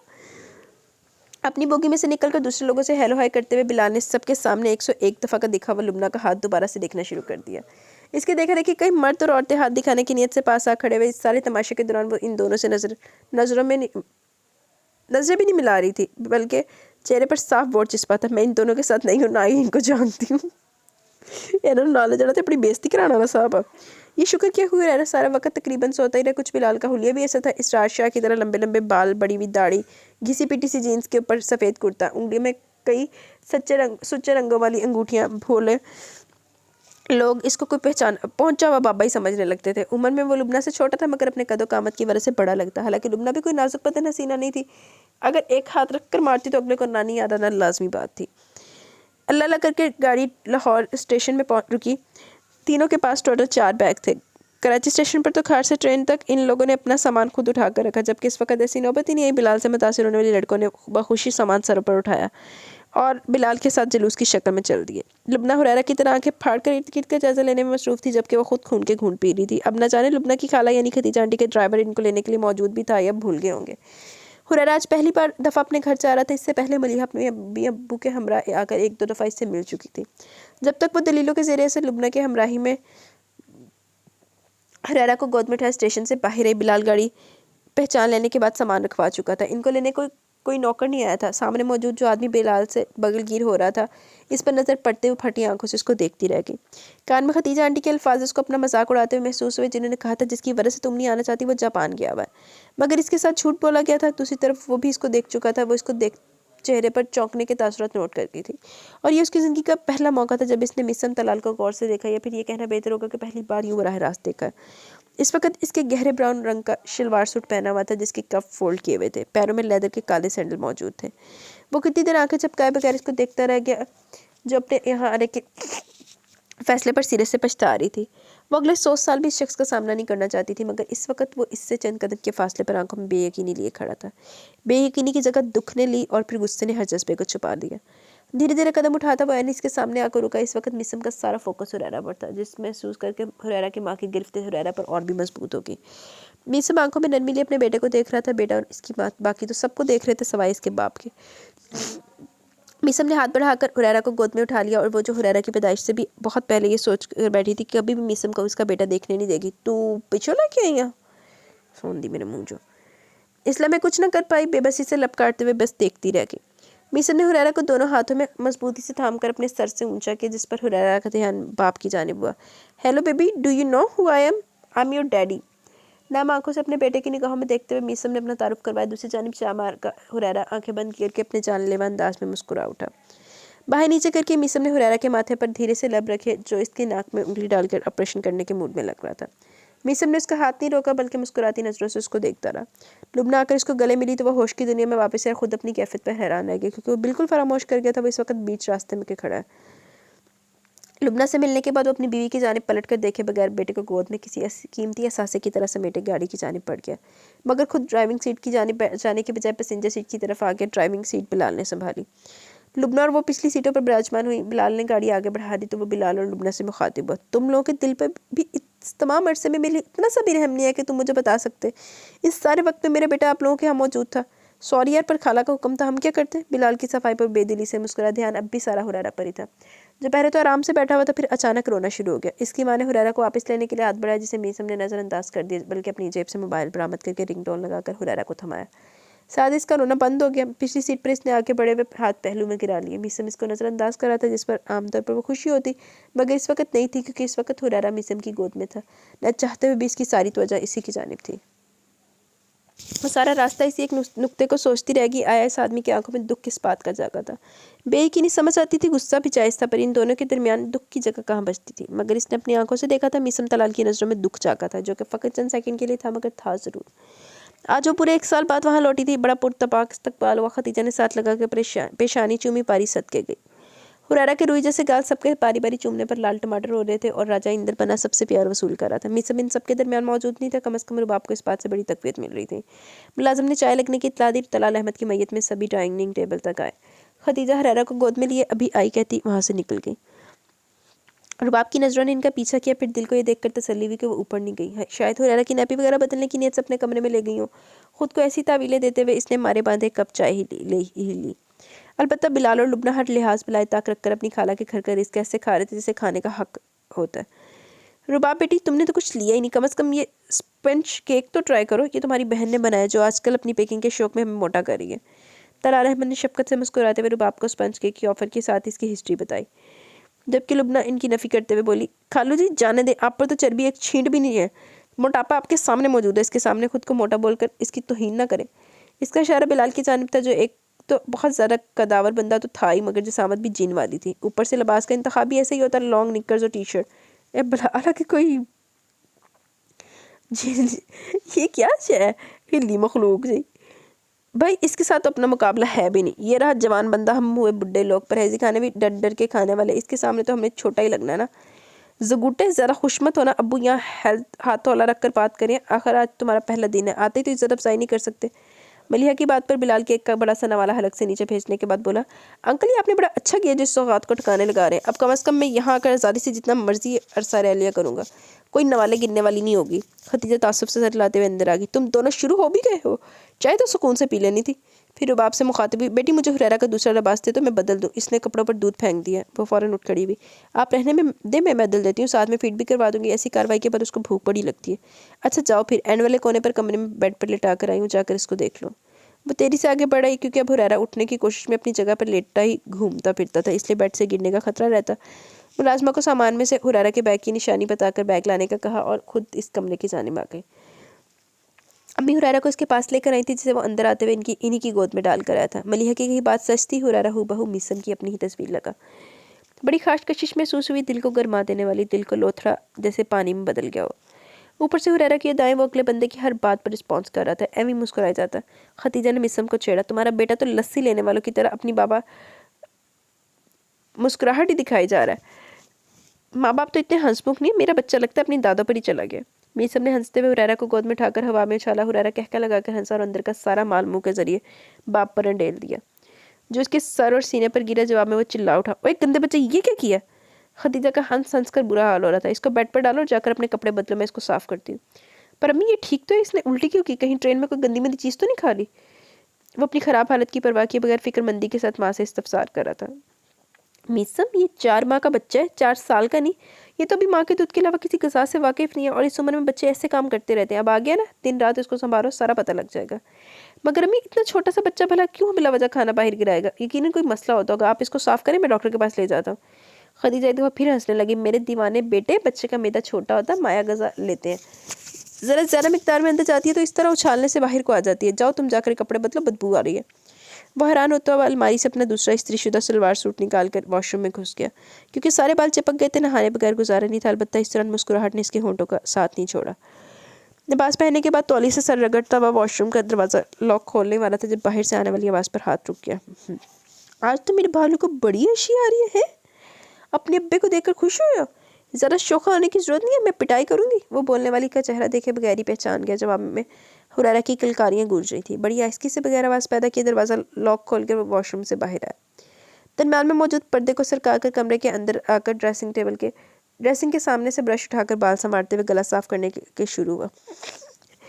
रुबाब की उसकी जानिब पुश थी, जो अब अपने ध्यान में बैठी हुरैरा को गोद में लिए फीड करवा रही थी। अपने पीछे मिसम की आवाज़ सुनकर साख्त सी होगी, जो कह रहा था, मेरे एक जी चाह रहा है तुम्हारे सीने की गर्मी में महफूज बैठे अपने बेटे को तुमसे अलग कर दूं और तुम्हें इस घर और इसकी ज़िंदगी से हमेशा के लिए दफ़ा कर दूं। ये चाहत मेरे दिल के उस हिस्से की है जिसे अब तुमसे नफरत सी होगी है, जो तुम्हारी शक्ल देखने का भी रवादार नहीं है। रुबाब को अपने दिल की धड़कनें कनपटियों में धड़कती महसूस हुई। वो इसके साथ आमना सामना इसलिए तो नहीं करना चाहती थी, इस तरह से तो नहीं चाहती थी। बंद कमरे में तन्हा मीसम तो वो शख्स था जो जज्बात का इजहार लफ्ज़ों की बजाय अमल से करता था, चाहे वो इससे नाराज़ था, नफरत करता था, मगर वो था तो वही पुराना वाला मीसम तलाल। इसका जी चाह हुरैरा को कंधे से लगाकर यहाँ से भाग जाए, इस शख्स से दूर, इस घर से दूर। मैं आखिर क्यों आ गई? मीसम अपनी बात को जारी रखते हुए ब्रश वापस रखकर चलता हुआ रुबाब की जानिब आया, कुर्सी उठाकर बेड के पास एन रुबाब के सामने रखकर टांग पर टांग जमा कर बैठ गया। नजरें रुबाब के चेहरे पर गड़ी जा रही थी, जो पैरेट और ग्रीन कंट्रास्ट का सूट पहने हुए थी, जिस पर आर्ची रंग का एक शेड से पाइपिंग की हुई थी। सामने गले पर आर्ची बड़ा सा फूल बना हुआ था। दुपट्टा 3 रंगों का था, लेयर्स में कटे सिल्की बाल चेहरे के दोनों जानिब हाले की सूरत में गिरे हुए थे। वो दिल में उतर जाने की हद तक खूबसूरत लग रही थी। वो तो पहले अगले के दिल में घर बना चुकी हुई थी। इस सूरत में सामने वाले की हालत का खुद ही अंदाजा लगा ले। जबकि वो निगाहें झुकाए बैठी पछता रही थी, वो बोला, और मेरे दिल का एक हिस्सा कह रहा है मैं तुम्हारे सामने बैठकर एक दफ़ा गौर से तुम्हारा हर हर नक्श पढ़ूं। आयामा बन के तुम्हारे हुस्न में इजाफा हुआ। जानती हूँ ये मेरे दिल के किस हिस्से की ख्वाहिश है। ये मेरे दिल का वो वाला हिस्सा जिसने तुम्हें पाने के लिए पहले लम्हे से ही तुमसे मोहब्बत की थी, जिसे मोहब्बत के मुंह पर तुमने मुंह तमाचा मारा, जिसे देखकर मैं यही कहूँगा कोई खुदकुशी तो कर ले पर मोहब्बत ना करे। वो जानती थी कि हुरैरा का पेट अभी नहीं भरा, मगर वो सो गया था। इसने उसको हिलाकर मतवजा करने की वजह दुपट्टे के नीचे से खींच कर अपना दामन सीधा किया। कांपते हाथों से हुरैरा को बेड के दरमियान में लिटाया, पायंती पर रखा कंबल इस पर डाला और जल्दी से दरवाजे की जाने पड़ते हुए एक झटके से रुकी। इसकी कलाई मीसम की गिरफ्त में थी और वो फनकारते हुए बोला, कब तक मुझसे भागना? आखिर एक ना एक दिन तो तुम्हें मेरे रूबरू होकर मेरे सवालों का जवाब देने ही पड़ेंगे। कुदरत ने अगर आज का मौका फराहम कर ही दिया तो मुझे तुमसे मेरे हर सवाल का जवाब चाहिए। गिरफ्त इतनी मजबूत थी, रुबाब को अपनी जिल्द में इसकी उंगलियां घुसती हुई महसूस हुई। इसकी जानिब देखने से मुकम्मल तौर पर इस्तेनाब करते हुए रुबाब ने अपने दूसरे हाथ की मदद से अपना बाजू छुड़ाना चाहा, मगर मीसम ने इसका वो हाथ इसकी दूसरे हाथ में लेकर दोनों बाजू इसके पुश्त की जानिब मोड़ दिए। अब रुबाब का चेहरा मीसम के सीने से मस हो रहा था और मीसम के बाजुओं के घेरे में सर झुकाए खड़ी आंसू पीने की कोशिशों में थी और वो कह रहा था, मैंने कहीं पर एक पंजाबी का शेर पढ़ा था, सुनोगी? प्लीज़ मुझे छोड़ दे। शायर कहता है, लख भावे हार श्रृंगार करिए पई नखरे नाज हजार करे, जिसनु प्रीतम अपना न समझे ओवै सुहागन होई नहीं, ओ अजय सुहागन होई नहीं। तुमने एक दिन भी मेरे हार सिंगार नहीं किया। तुमने कभी भी मुझे नाज़ा दिखाकर मेरा दिल लुभाने की कोशिश नहीं की। मैंने फिर भी तुमसे मोहब्बत की, तुम्हें अपनी ज़िंदगी का हिस्सा बनाया। तुमने क्या समझा? एक डे ड्रीमर नाकाम सा लड़का जो शोहर बनने की खुशी में अंधा हुआ अपने ज़वाजी हकूक़ वसूल कर रहा है, मामले की संगीनी से वाकिफ़ ही नहीं है। मिसम प्लीज़ मुझे जाने दे। एक अदद आंसू पलकों की बाट तोड़कर बह गया। वो फिर भी हिम्मत करते हुए एहतजाज कर रही थी, गॉड डैम, मैं तुम्हारी हर तकलीफ से वाकिफ़ था, क्योंकि मुझ पर भी वही कुछ बीता था जो कुछ तुमने सहा। वो इस दफ़ा वो चीख उठी, आप वाकिफ़ नहीं थे। आपको मेरी तकलीफ का अंदाज़ा तक नहीं था। ना ही आप पर वो सब बीता जो मैंने सहा। ना आपके माँ बाप छूटे, ना आपके किरदार पर कीचड़ उछाला गया, ना आपकी जगह हंसाई हुई, ना किसी रिश्ते को खोना पड़ा। नहीं ना, मेरे साथ ये सब कुछ हुआ और जिसकी वजह से हुआ वो चाहता है कि मैं हर बात भूलकर इसके साथ एक शानदार किस्म की इज़्दिवाजी ज़िंदगी गुजारूँ। आप मोहब्बत की बात करते हैं, अपने दोस्तों की दावतें यूँ वसूल करते रहे जैसे कि शादी दिली ख्वाहिश की बिना पर हुई है। आपको मुझसे नफरत करनी चाहिए थी, सबके सामने मुझे बुरा भला कहना चाहिए था, सबको सच से वाकिफ़ करना चाहिए था, ताकि लोगों को इल्म होता कि इनका आपकी कनपट्टी पर बंदूक लगान कर करवाया गया, ज़बरदस्ती मुझे आपकी बीवी बनाया गया। तो हो सकता है कि मेरे जलते दिल पर कुछ ठंडी छींटें पड़ती, मेरे किरदार पर लगे दाग का कुछ हिस्सा तो कम होता। वो खुद अजियती को धीरे से मुस्कुराया। इसके बाजू पर गिरफ्त ढीली कर दी, मगर कमर में हाथ डालकर अपने रुबाब के दरमियान का फासला बिल्कुल ख़त्म कर दिया। रुबाब जान गई थी वो जितना एहतजाज करेगी वो इतना ही जिद में आ गई, इसलिए धीमी पड़ गई। क्या तुमने इस निक्ते पर गौर किया? आज तुम वो पहले वाली सदमोहर खामोश रुबाब बिल्कुल नहीं हो। आज तुम मेरे हर अमल पर रद्द-ए-अमल दिखा रही हो। जिस लड़की को आज मैंने ट्रेन स्टेशन पर गोद में बच्चा उठाया देखा, वो कोई अपनी ज़िंदगी से उकताई दुखी सी बेबस लड़की तो नहीं है। वो तो बड़ी पुरएतमाद, खुश और मुतमिन लड़की है। कभी 2 पल को सोचा कैसा क्यों है? सोचा? मेरी खुशी की वजह मेरा हुरैरा है, इसने मुझे मुकम्मल कर दिया, दिल पर उभरे सारे गड़े खड्डे पुर कर दिए। मैं माजी को सोचकर गमज़दा होती भी हूँ तो जब नज़र उसके चेहरे पर पड़ती है कि मुझे देखकर मुस्कुरा रहा होता है, जवाब में मुझे हर गम भूल जाता है। मुझे लगता है इसके पास होते हुए अगर मैं माजी में गुम रहूँगी तो ये बहुत बड़ी नाशुक्री होगी। इस दफ़ा वो जवाब में कितनी देर बोल ना सका। रुबाब की कमर से अपना बाजू हटा लिया। वो शायद इसी इंतज़ार में थी, फ़ौरन इसको अपने दरमियान फासला पैदा करते हुए दूर होकर खड़ी होगी। वो अपनी पहली वाली नशीस पर बैठते हुए हुआ, जिस दिन तुम और मैं जीटी रोड पर चलते हुए आ रहे थे, क्या तुम्हें वो दिन याद है? मेरा मुंह सूजा हुआ था, एक आंख बिल्कुल नहीं खुल रही थी, मेरी पसलियों में इतना दर्द था कि एक एक कदम उठाना भी तकलीफ का बायस बन रहा था। मेरा दिमाग गुस्से से उबल रहा था। कौन सा वक्त होता जब मैं लाहौर पहुंचकर पुलिस से रब्ता करता। मैंने पूरा इरादा कर लिया था, मुझे लोगों की एक दफ़ा ठुकाई ज़रूर करवानी है। उस वक्त तक ज़हनी तौर पर मैं अकेला सड़क के किनारे अपनी पेट्रोल ख़त्म हुई टूटे चेन वाली मोटरसाइकिल को घसीटे जा रहा था, जब अपने पीछे से आती आवाज़ पर चौंका। तो आधे घंटे की संगत में तुमने पहली मर्तबा ज़ुबान खोली, मुझे बताया कि आगे नजर आने वाले स्टॉप पर एक छोटी सी वर्कशॉप है जहाँ से पेट्रोल भी मिल जाता है, और साथ ही तुमने 2-3 हज़ार के नोट मेरी जानिब बढ़ाए। मेरा हकीकी तौर पर खून खौल गया। जी चाहा तो मैं उठाकर किसी हाई स्पीड से ज़्यादा ट्रक के नीचे फेंक दूँ, मगर खामोशी से आगे बढ़ा। 2-4 दुकानों में से एक वाकई वर्कशॉप थी। इन्होंने मोटरसाइकिल का जायज़ा लिया और ठीक करने की हामी भर ली। अलबत्ता वो आदमी मेरी हालत देखकर मशकूक हो रहा था। मैंने एक्सीडेंट की फर्जी कहानी सुनाकर फ़ोन करने की सहूलत का पूछा, जिस पर उसने अपना मोबाइल निकाल कर मेरी तरफ बढ़ाया। फैसल को फ़ोन करके इधर आने का कहकर जब मैं थोड़ा सुकून से बैठा, तब मेरी नज़र तुम पर पड़ी। स्टॉप से हटकर ट्रकों के झुंड में बैठी तुम आंसू बहा रही थी। तुम्हारी तवज्जो मेरी जानिब बिल्कुल भी नहीं थी। तुम आती जाती ट्रैफिक को देखते हुए थोड़ी थोड़ी देर बाद अपने दुपट्टे के पल्लू से आंसू साफ कर रही थी। वो पहला लम्हा था जब मैंने तुम्हें रुबाब आलम की बजाय रुबाब मीसम के तौर पर देखा था। मैं रुबाब आलम से वाकिफ था, मगर एक यूनिवर्सिटी फेलो के तौर पर। आते जाते कहीं कभी नजर नहीं आ गई। अपने हाल में मगन, अपने काम से काम रखने वाली एक ऐसी लड़की जिसका आज तक किसी के साथ किसी भी किस्म का कोई अफेयर नहीं सुना था, जिसको कभी किसी गैर मुनासिब सरगर्मी में मुलव्वस नहीं देखा, जिसकी दोस्तों का ग्रुप भी इंतहाई सुलझी और लाइक फाइक लड़कियों पर मुश्तमिल था।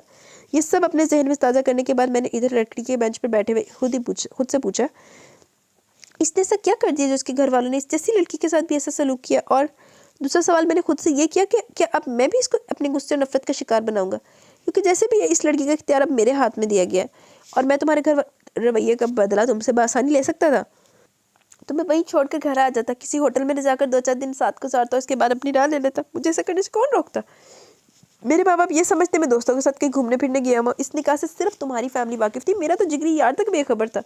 तुम्हें इन्हीं लम्हों में तलाक दे देता, जो मर्जी करता भाई, मगर नहीं, मैंने बुराई का बदला बुराई से नहीं दिया। मेरे हाथ में इख्तियार आते ही मैं अंधा नहीं हुआ। तुम्हारे घर वालों का बदला तुमसे नहीं लिया, बल्कि तुम्हें अपनी इज्जत मान लिया और अपने आप को वही बात कही जो तुम हुरैरा के हवाले से खुद को कहती हो। ये नेक औरत किसी हादसे के तहत ही सही, पर मुझे अगर मिली गई है तो मैं अगर हुरैरा बातों को सोचकर ना शुक्री क्यों करूँ? अल्लाह ने तुम्हें मेरा लिबास बनाया, मुझे तुम्हारा। मैंने दुनिया के सामने तुम्हें बेआबरू नहीं होने दिया, तुम्हें ढांप लिया, मगर तुमने सबके सामने मुझे नंगा कर दिया। काश आप मुझे वहीं छोड़ा थे। काश आपको अंदाजा हो पाता कि जिन हाथों से किसी को जख्म दिया जाए, इन्हीं हाथों से मसीहाई नहीं की जा सकती। मैं वहाँ पर मौजूद ही आपकी वजह से थी। आपके मेरे कसूरवार है, मेरे मोहसिन नहीं है। मोहसिन का लफ्ज़ मैं अपने लिए इस्तेमाल करना ही नहीं चाहता। शौहर ठीक है, मगर ये कसूरवार वाली बात मेरी समझ में नहीं आई। मैंने तुम्हारा क्या बिगाड़ा था? सीरियसली आप मेरे साथ ये अनजान बनने की गेम खेलना चाहते हैं? मैं कोई गेम नहीं खेल रहा, तुमसे सादा अल्फाज में अपना कसूर बताने का कहा है। आप मेरे पीछे क्यों आए थे? मैं आपकी क्या लगती थी? किस नाते से मेरे घर वालों से आकर मेरी खैरियत जाने का शौक चढ़ा था? मैं अपने माँ बाप के साथ थी, वो लोग मेरे से नाराज़ थे, मगर सब वक्ती था। मेरी चाची की जानिब से इतना बड़ा इशू बनाया गया, इसने अपने बेटे के साथ मेरी मंगनी ख़त्म कर दी, मगर एक दफ़ा अब्बू का गुस्सा उतर जाता सब ठीक हो जाना था। मगर नहीं, आपने आकर मेरी ज़िंदगी जीरन बना दी, मुझसे मेरे अपने छीने। ओ एक मिनट ज़रा अपनी ये तकरीर बंद करो। मैंने तुमसे तुम्हारे अपने छीने? क्या तुम्हारी मत ही मारी गई है? मेरे पास सबूत मौजूद है। आपने खुद मेरे कज़न को बोला कि रुबाब का बॉयफ्रेंड हूँ। बड़े दिनों से इसने मेरे साथ रब्ता नहीं किया। हम लोगों ने जीने मरने की 7 कस्में खाई हुई हैं, इसलिए उसकी खबर लेने आया। वो जो अपनी जगह से उठकर कमरे में इधर से उधर चक्कर काटते हुए अपने गुस्से पर काबू पाने की कोशिश कर रहे थे, अल्फाज सुनकर थम गया। रुबाब को इसकी आंखों से शोले निकलते हुए महसूस हुए। इसके लब सख्ती से एक दूसरे में पेवस्त थे, माथे की रग थरक रही थी, साथ ही बेशकल लिबास में इसकी सफ़ेद माइल सांवली रंगत में इस वक्त गुलाबियाँ घुली हुई थी। रुबाब के दिल ने गवाही दी, बिलाशबा ये मर्द दुनिया के खूबसूरत मर्दों में से एक है, पर वो उसको ये बात कह नहीं सकती थी। वो इसकी आंखों में नजरें पेवस्त किए बोला, हाँ ये अल्फाज मेरे ही थे, मैंने ये सब कहा था, मगर इस वक्त अहम ये नहीं है। अहम बात यह कि तुम्हारे लिए काबिल भरोसा शख्स मैं नहीं हूँ, जिसने तब भी तुम्हारा साथ दिया जब मैं तुम्हारा नामहरम था, बल्कि तुम्हारे लिए काबिल एतबार वो घटिया और बगैर शख्स है जिसने सारा ड्रामा किया। ये बात तुमने मुझे तब क्यों ना बताई जब मेरे साथ आ रही थी, ताकि मैं तुम्हें वापस तुम्हारे कज़न के पास छोड़ कर आता, ताकि इस सारे खेल में सारे नुकसान मेरे हिस्से ना आते। कम अज़ कम इस ताल्लुक को इस मुकाम तक तो ना लेकर जाता जहाँ से ये बच्चा दुनिया में आए। आप हुरैरा के लिए ऐसे अल्फाज इस्तेमाल नहीं करें, ना ही उसको दरमियान में लाएं। ये सिर्फ मेरा बेटा है। क्या वाकई सिर्फ तुम्हारा बेटा? ये तुम्हारा नहीं है, ये सिर्फ और सिर्फ मेरा खून है। मैं मुखलिस था, मेरे जज्बे पाक थे, सिर्फ मैंने तुम्हें सच्चे दिल से अपनाया था। तुमने अपने दिल में अपनी सारी बदगुमानी और नफरत छुपाए हुए थी। अम्मी से यही कहा था ना तुमने कि अगर तुम्हें मेरे साथ रहने पर मजबूर किया गया तो तुम अपने साथ साथ इस बच्चे को भी ख़त्म कर दोगी। बेड की पायंती पर गिरने के अंदाज में बैठते हुए ज़ारो कतार रो रही थी। आप मेरे साथ ऐसा नहीं कर सकते। हाँ, तुम मुझे जीते जी मार दो और मैं तुम्हें तुम्हारी गलतियाँ भी ना गिनवाऊँ। आप जो मर्जी कह ले, मेरा फैसला आज भी वही है। मैं लोगों की बातें करने का मौका नहीं दे सकती। मैं कभी बर्दाश्त नहीं कर सकती कि लोग कहें एक मर्द के लिए माँ बाप को छोड़ दिया। अब पागल हो गई है कुड़ी। पहली बात तो ये कि ऐसा सिर्फ वो बोलेगा जो अक्ल का अंधा होगा, वरना तुम्हारे वालिदैन भी जानते हैं ये शादी सिर्फ इनकी मर्जी से हुई है। और दूसरा, ज़रा एक पल को इस निगाह से भी सोच लेना कि लोग ये नहीं कहेंगे कि पहले इस आदमी के लिए माँ बाप को छोड़ा, अब ना जाने और कौन है जिसके लिए इसको भी छोड़ गई, अपने बच्चे तक का ख्याल नहीं किया। आंसू इसकी निगाहों में ठिठक कर रुक गए। इसने नज़र उठाकर गुस्से से मीसम को घूरा। आपकी जुर्रत भी कैसे हुई मेरे बारे में ऐसा कहने की? मेरी जुर्रत की बात मत करो, बल्कि मेरी हिम्मत को दाद दो। पूरा एक साल तुम मेरे घर से गायब रही हो, मुझे बताए बगैर, मेरी मर्जी के बगैर। मैं तुम्हारे दरवाजे पर बंधा कोई कुत्ता नहीं था। मैं तुम्हारा शौहर हूँ। कोई गैर कहीं जाए तो एक जगह रहने की सूरत में अपने साथी को बताकर जाना अपना इखलाकी फ़र्ज समझता है। मैं तो फिर तुम्हारा शौहर था, सबसे ज़्यादा तुम पर हक ही मेरा था। मेरा है, तुम पर तुम्हारे खुद से भी ज़्यादा मेरा हक है। वो शख्स के इजहार गहराइयों से वाकिफ थी, अपने पहली मोहब्बत और नरमी का इजहार देखा था, आज इसकी शख्सियत का ये रूप देख रही थी। अपनी हिम्मत जमा करके बोली, आप जो मर्जी कह लें, मेरे लिए तब भी आपसे दूर होना ज़रूरी था, आज भी ज़रूरी है। आपको 1-2 दिन में खुला कर जो अगर तुम्हें मंजूर हुई तो मामला जल्द निपट जाएंगे। वैसे भी मैं बहुत वक्त पर बात कर चुका हूँ, मैं अपनी ज़िंदगी किसी मुखलिस औरत के साथ दोबारा से शुरू करना चाहता हूँ। इसके लिए ज़रूरी है कि तुम हम लोगों से बहुत दूर चली जाओ। रुबाब की गाल सुर्ख हो गई, आंखें डुबडुबा गई। कैसी शराइत? मुझे मेरे बेटे की कस्टडी अदालत दे ही देगी जब मैं उनके सामने सारी हकीकत खोलकर बयान कर दूंगा, मगर मुझे तुम्हारी तरफ से ये भी लिखा हुआ बयान चाहिए कि तुम कभी मेरे बेटे से किसी किस्म का कोई राब्ता नहीं करोगी। रुबाब के चेहरे से सारा खून निचड़ गया। उड़े रंग के साथ बेयकीनी के तहत अपनी जगह से उठी। मैं मर तो सकती हूँ मगर हुरैरा नहीं दे सकती। तभी दरवाजे पर दस्तक हुई, जो कि बड़ी जोर की थी। मीसम की झंझलाई हुई आवाज़ बुलंद हुई, कौन है भाई? भाई साहब, क्या बीवी के आते बहन भाई भूल गए? बिलाल की आवाज़ पर मीसम ने छिड़क दिया, फजूल बकवास छोड़कर मतलब की बात करो। बाहर मलिहा के ससुराल वाले हैं, खाला आप दोनों को बुला रही हैं। आता हूँ। मीसम के कहने पर दरवाजे की दूसरी जानिब खामोशी छा गई। वो रुबाब को इग्नोर करके ड्रेसिंग टेबल की जानिब पड़ा। बाल एक दफ़ा फिर ब्रश किए और खुद पर परफ्यूम छिड़का। आईने में नजर आते इसके अक्स को मुखातिब किया, जो बुत-पड़ी खड़ी ज़मीन को घूर रही थी। अब अगर तुम मेरी बात से इत्तेफाक करती हो तो हम अपने मामला अदालत के बाहर ही तय कर लेंगे। तुम आज एग्रीमेंट पर साइन कर दो, मैं इसी वक्त तुम्हें तलाक दे दूंगा। जब तक ऐसा ना हो तब तक तुम मुझसे भलाई की उम्मीद भी मत रखना, क्योंकि अब मैं पहले वाला मिसम नहीं रहा हूँ। तुमने मुझे बदल दिया। इस दफ़ा भागने की कोशिश मत करना, बल्कि सोचना भी मत। आज जिस वक्त तुमने घर में कदम रखा था, इसी वक्त मैंने गेट पर एक आदमी सिर्फ तुम्हारी निगरानी के लिए बिठा दिया। मेरे बेटे को लेकर तुम कहीं भी अकेले जाने की इजाज़त नहीं होगी। क्या आप मुझे यहाँ कैद करके रखेंगे? वाकर एन इसके सामने रुका। खुशबू के झोंके ने रुबाब को कुछ पुरानी यादें अदा की। वो बड़े दिलनशी अंदाज में मुस्कुराती नजरों से इसकी वहशत ज़दा नजरों में देखते हुए इसके चेहरे पर एक पल को झुका। अमल 2 सेकंड का था, पर रुबाब के हवास कुछ सी कदर झंझना उठे, पर वो कुछ भी कह ना पाई। जाने मन मैं हर वो इक़दाम करूँगा जो मुझे ज़रूरी लगेगा। प्लीज़ मुझे इस तरह से मत देखो, कहीं मुझे तुम पर रहम ही ना आ जाए। वो मुस्कुरा रहा था, बड़ी जानदार मुस्कुराहट थी। रुबाब के लब हिल भी ना सके। दरवाजे के हैंडल पर हाथ रखकर एक पल को रुककर इसे देखते हुए बोला, और हाँ, बहुत बहुत शुक्रिया इतना प्यारा बेटा देने के लिए। बड़ी बात यह है कि ये भी अपने बाप की तरह जीभ भरकर हैंडसम है। रुबाब की शक्ल देखकर इसको हंसी तो आई, मगर बड़ी खूबसूरती से छुपा गया। वेलकम बैक कहकर अपने पीछे दरवाज़ा बंद करता बाहर से चला गया। रुबाब कितनी देर खाली दिमाग के साथ वहीं की वहीं खड़ी रह गई। एक एक जख्म ताज़ा हो गया। तकलीफ इस कदर थी, सांस लेना भी दुश्वार लग रहा था। कितनी देर गुजर जाने के बाद इसने नज़र मोड़कर अपनी जान को देखा, जो दोनों बाजू ऊपर को मोड़े मुठियाँ भेजे पुरसकून सोया हुआ था। आगे बढ़कर इसको आगोश में भरकर कितनी देर इसका मुंह चूमती और रोती रही। तुम मेरे हर दर्द की दुआ हो रहा, मुझसे अलग मत होना। मुझे सबने छोड़ दिया, तुम मत छोड़ना। तेरे करतूत ही इदा दे। एक बंदा तुम्हें इज्जत दे रहा तो तुम उन्होंने कह रही है कि तू मन बिस्त क्यों नहीं किता। दौर फिटे मुँह तेरे ते। माँ की याद आई तो हिचकी बन गई। बाप का चेहरा आंखों के सामने आया तो शिकवा सिसकी बनकर जुबान से निकला, आपने अपनी रुबाब को जाना ही नहीं। आपने भी मुझे लोगों की नज़र से ही देखा। क्यों? अब आकर देखे मेरा बच्चा मुझसे छीना जा रहा है। मैं इसको किसी के हवाले नहीं करूँगी, मैं खुद को ही ख़त्म कर दूँगी। रोते हुए न जाने कितनी देर तक खुद कलामी करती रही। जहन माजी की भूल भुलैयों में भटकने लगा और माई पास्ट शुरू होने लगा। अच्छा, पास्ट शुरू करा देती हूँ, लेकिन पास्ट थोड़ा पढ़ेंगे, सारा नहीं पढ़ना। अच्छा, अगर तो ये हुआ तो 8-10 सफ़ा को सारा पढ़ा जाएगा, नहीं तो अगर मोटा लम्बा पास्ट हुआ तो मैं सोचना जाके। अच्छा जी, वो फाइन आर्ट्स की स्टूडेंट थी। इसको रंगों से हमेशा से इश्क था, मगर पेंटिंग की बजाय इसका रुझान फोटोग्राफी की जानिब था। कुछ इसका ताल्लुक मैदानी इलाके से था, जहाँ हर वक्त हरियाली का राज रहता। मानसून का सीज़न इसको बहुत अजीज़ था, जब बारिशें सैलाब का बाइस तो बनती ही थी, मगर जो कुदरती नज़ारे देखने को मिलते वो अपना जवाब आप थे। घर में इससे छोटा सिर्फ एक ही भाई था, जो उम्र में 1 साल ही से छोटा था, इसलिए बाजू वाला रोब डालने का मौका कभी ना मिल सका। अम्मी से वो लाड उठवाती ना थकती, पर अब्बू की तबीयत ऐसी रोबदार थी कभी जो खुद इन्होंने औलाद के साथ फ्री होकर बातचीत की, ना औलाद को ऐसी इजाज़त थी। जब वो घर से बाहर होते तो दोनों बहन भाई ने शरारतें कर करके अम्मी की नाक में दम किया होता, मगर जो ही अब्बू घर में कदम रखते हर तरफ खामोशी छा जाती। दोनों इतने तहजीब याफ्ता नजर आते कि इनको देखकर कोई ये यकीन न कर पाता कि ये वही बच्चे हैं जो अभी कुछ देर कबल एक दूसरे को मुक्के और घूंसे नवाज रहे थे। जो अब्दुल्ला बड़ा हुआ हवेली वगैरह में अब्बू के साथ आने जाने लगा, वो तो अब्बू से थोड़ी बहुत दोस्ती बना ही गया, मगर ये खुशकिस्मती रुबाब के नसीब में न हुई। कॉलेज के बाद यूनिवर्सिटी तक में दाखिले के लिए वो अब्बू तक सारे पैगाम मम्मी के ज़रिए पहुँचाती। यहाँ भी अब्दुल्ला अब्बू का इस लिहाज से फेवरेट हो गया कि इसको साइंस में दिलचस्पी थी, और साइंस अब्बू का फेवरेट मजमून था। बल्कि इनकी राय के मुताबिक जिसने साइंस नहीं पढ़ी, इसने अपनी ज़िंदगी तो गुजार ली, मगर पढ़ा कुछ नहीं। रुबाब को साइंस से खास चेट रही। फाइन आर्ट्स का नाम सुनते अब्बू ने इंतहाई बुरा सा मुंह बनाया, मगर अम्मी की हिम्मत, जिन्होंने इस किसी भी तरह सही मगर रुबाब को ज़्यादा दिलवा ही दी। वो बड़ी खुश थी, मगर फिर एक दिन चचा अपने बेटे का रिश्ता लेकर आ गए। रुबाब बेटा भी वो जो रुबाब को एक आंख नहीं पाता था।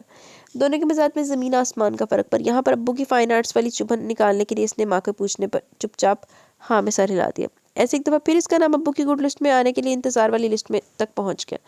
पेपरों के बाद की छुट्टियां थी जब इसकी कज़न जमा हमसाई जमा होने वाली नंद का फ़ोन आया। लाहौर में यूनिवर्सिटी की इंतज़ामिया ने तालबात को अपने हुनर को लोगों में पेश करने का मौका देते हुए एक आर्ट गैलरी बुक करवा दी थी, जिसमें कि सारी यूनिवर्सिटी के तलबा तलबात को अपना अपना काम दिखाने की इजाज़त थी। रुबाब को लगा कि और क्या चाहिए, आज तक तस्वीरें बना बना कर इसने अपना सारा स्टूडियो भरा हुआ था, पर कहीं ऐसा प्लेटफॉर्म मैसर न आया कि जहाँ वो ये काम दुनिया के सामने ला पाती। इसने अम्मी से बात की, इन्होंने अब्बू को अच्छा नहीं लगेगा कहकर वहीं बात ख़त्म कर दी, मगर इसने भी इनका पल्ला नहीं छोड़ा। आखिर मनवा कर ही सांस लिया। अब्बू की जानिब से इजाज़त फिर भी ना मिली, मगर उसको ये तसल्ली थी खुद ही अम्मी अब्बू को मनवा लेंगी। इसके शौक को देखते हुए अम्मी से भी इसको रोका ना गया। आखिर इसमें बज़ाहिर बुराई भी क्या थी। अब्बू चाचू के साथ उकाड़ा गए हुए थे, जहाँ से वो हर साल आला नस्ल के दूध देने वाली भैंसें खरीदने जाते थे। इधर से लाई गई अच्छी भैंसें उधर लाकर बेचने से काफ़ी बचत होती थी। इसको लगा ये भी अल्लाह की तरफ से क्या भी मदद हुई। अब्बू के जाते इसने अपना सारा सामान गाड़ी में लदवाया और शारिक के साथ नारेवाल से लाहौर आ गई। शारिक से वक्त गुजरने के साथ साथ अच्छी हेलो हाय हो गई थी। वो अक्सर इसको लाने ले जाने की ड्यूटी बखुशी अंजाम दे देता था। इसलिए अगर इसके दिल में शारिक की मोहब्बत पैदा नहीं हुई थी तो नफरत भी नहीं थी। सारी जिंदगी तैयारी इसने शारिक, अब्दुल्ला और नाइला के साथ मिलकर ही की, मगर नुमाइश वाले दिन अब्बू और चचा के मुश्तरका दोस्त की बेटी की शादी थी, जिस पर वो लोग ज़ाहिर है खुद तो शिरकत ना कर पाए थे, मगर अब्दुल्ला और शारिक को खास ताकीद की थी। इसलिए सुबह उसको गैलरी तक छोड़कर दोनों शादी पर चले गए। वापसी पर इसको साथ लेकर दोनों ने घर वापस जाना था, क्योंकि अगले दिन सैरी के वक्त अब्बू ने पहुंच जाना था। इनके आने से पहले वो घर पहुंच जाना चाहती थी, मगर कभी कभी अल्लाह को कुछ और ही मंजूर होता है। इसकी आंखों के सामने एक एक करके सभी लोग रवाना हो गए। बार बार इसकी निगाहें शीशे की दीवार के पार उतर रही थी। इसको सारी शाम में जिसका इंतजार है, रात ढलना शुरू हो गई, इसको ना आना था ना ही वो आया। मगर अभी तक रुबाब आलम की उम्मीद जिंदा थी। हर 2 सेकंड बाद खुद को तसल्ली देती, वो आएगा ज़रूर। कई ट्रैफिक में फंस गया होगा, फिर अपनी सोच का जवाब भी खुद ही देती, भला ऐसी भी क्या ट्रैफिक जो शाम बीत जाने के बाद भी ना खुल सकी। आखिरकार गैलरी के गार्ड ने आकर इसको मुखातिब किया, माज़रत के साथ बीबी, पर मुझे यहाँ ताला लगाना है, वरना ऑटोमेटिक अलार्म सिस्टम ऑन हो जाएगा। आपके पास सिर्फ 5 मिनट है, इसके बाद इस इमारत को खाली कर दें। इसने खौफजदा निगाहों से गार्ड को देखा, फिर बाहर खिड़की से बाहर फैले घुप अंधेरे को। सांस सड़क में अटकता हुआ महसूस हुआ। काश मैंने लाइला के ऑफर कबूल कर लिया, काश मैं इसके साथ हॉस्टल चली गई होती। आंखों में भर आने वाली नमी को नजरअंदाज करते हुए इसने गार्ड का पूछा, क्या यहाँ कोई फ़ोन की सर्विस मौजूद है? असल में मेरे फ़ोन की बैटरी खत्म होने पर फ़ोन बंद हो गया। वजाहत दे देने के बाद अपनी गलती का एहसास हुआ। भला इस आदमी को बताने की क्या जरूरत थी, पर सामने वाले के अल्फाज ने थोड़ा हौसला दिया। बहन, यहाँ पर फ़ोन किधर होना है? बाहर दूसरे बाजार में पीसी हुआ है, पर रात के 11:30 बजे तो वो भी बंद हो गए होंगे। फिर भी आप पता कर सकते हैं, हो सकता है कोई खुला हुआ हो। रुबाब ने इस बात में सही लाया, मेज़ पर रखा अपना हैंडबैग उठाया, साथ ही वो तस्वीर जो उसने आज खरीदी थी, और मरे बड़े कदमों से बाहर आ गई। दरवाज़ा खोलकर बाहर आते ही पंजाब की ठंडी हवाओं ने पुरशौक इस्तकबाल किया। बेख्तियार अपनी चादर को कानों पर और मजबूती से ओढ़ते हुए एक नज़र अतराफ में डाली। पार्किंग बिल्कुल खाली पड़ी थी, जहाँ शाम में इसने गाड़ियों की भीड़ अपनी गुनाहगार आंखों से देखी थी। रात के वक्त अकेली अपने कमरे से निकलकर बाहर वाले बाथरूम तक न जाने वाली रुबाब आलम इस वक्त रात के आखिरी पैर अकेली इतनी अनजान जगह पर मौजूद थी। इस ख्याल के आते आंसू उमड़ उमड़ आए। चौकीदार भी न जाने पिछले रास्ते वहाँ से निकल गया था, क्योंकि गैलरी की सारी बत्तियां गुल हो गई, पर चौकीदार बाहर नहीं आया। गैलरी के आगे मौजूद पार्किंग एरिया की 4 दीवारी हुई थी। रुबाब की जरूरत न पड़ी कदम भी बढ़ाकर गेट की तरफ जाने की, इसलिए वहीं सीढ़ियों के पास खड़ी होकर सामने पड़ी सुनसान तारकोल की सड़क को घूरने लगी। अब तो एक ही सिमत में देखते कर गर्दन अकड़ गई थी। खुश्क होंठों पर जुबान से तारीफ बखेरते हुए इसने आंसू साहब के दिल में दुआएं मांग रही थी, या अल्लाह कोई आ जाए, किसी तरह से या भाई को भेज दें या शारिक को। पिज़्ज़े का आखिरी पीस चबाकर हलक से नीचे फेंकते इसने कोले का ग्लास मुंह को लगाया हटाया, तब जब सारा खत्म हो गया। खाली गिलास मेज पर रखते हुए अपने दोस्त की मलामत करती नजरों को नजरअंदाज करता उठ खड़ा हुआ। अच्छा भाई, मैं तो चला, इतने शानदार डिनर का शुक्रिया। तुझ जैसे बगैर तो को डिनर करवाती है मेरी जूती। साले मुफ्त के माल पर हाथ साफ करने को हर दफ़ा कैसे खुशबू सूंघते हुए आ जाते हो। बस जाने मन, ये तो तुम्हारी मोहब्बत है। इधर तुम मुझे गायबाना तौर पर गालियाँ देते हो, इधर मेरे दिल की धड़कन बेहंगम होकर मुझे एहसास दिलवाती है मेरा दोस्त मुझसे उदास है। इसी वक्त हाजिर हो जाता हूँ। देख, डिनर तो तुमने कर लिया, अब अगर सहरिश का नंबर ना लेकर दिया तो मेरी तरफ से तुम भाड़ में गए। अरे भला ये भी कोई मसला? सहरिश का नंबर मेरे फ़ोन में फीड है, पर वो क्या है, मैं लड़कियों के इत्तेमाद से नहीं खेलता। तुम जैसे अवारा बदचलन को एक शरीफ लड़की का नंबर देने का सोचना ही दुनिया का अजीम तरीन गुनाह है। जाके नंबर देना।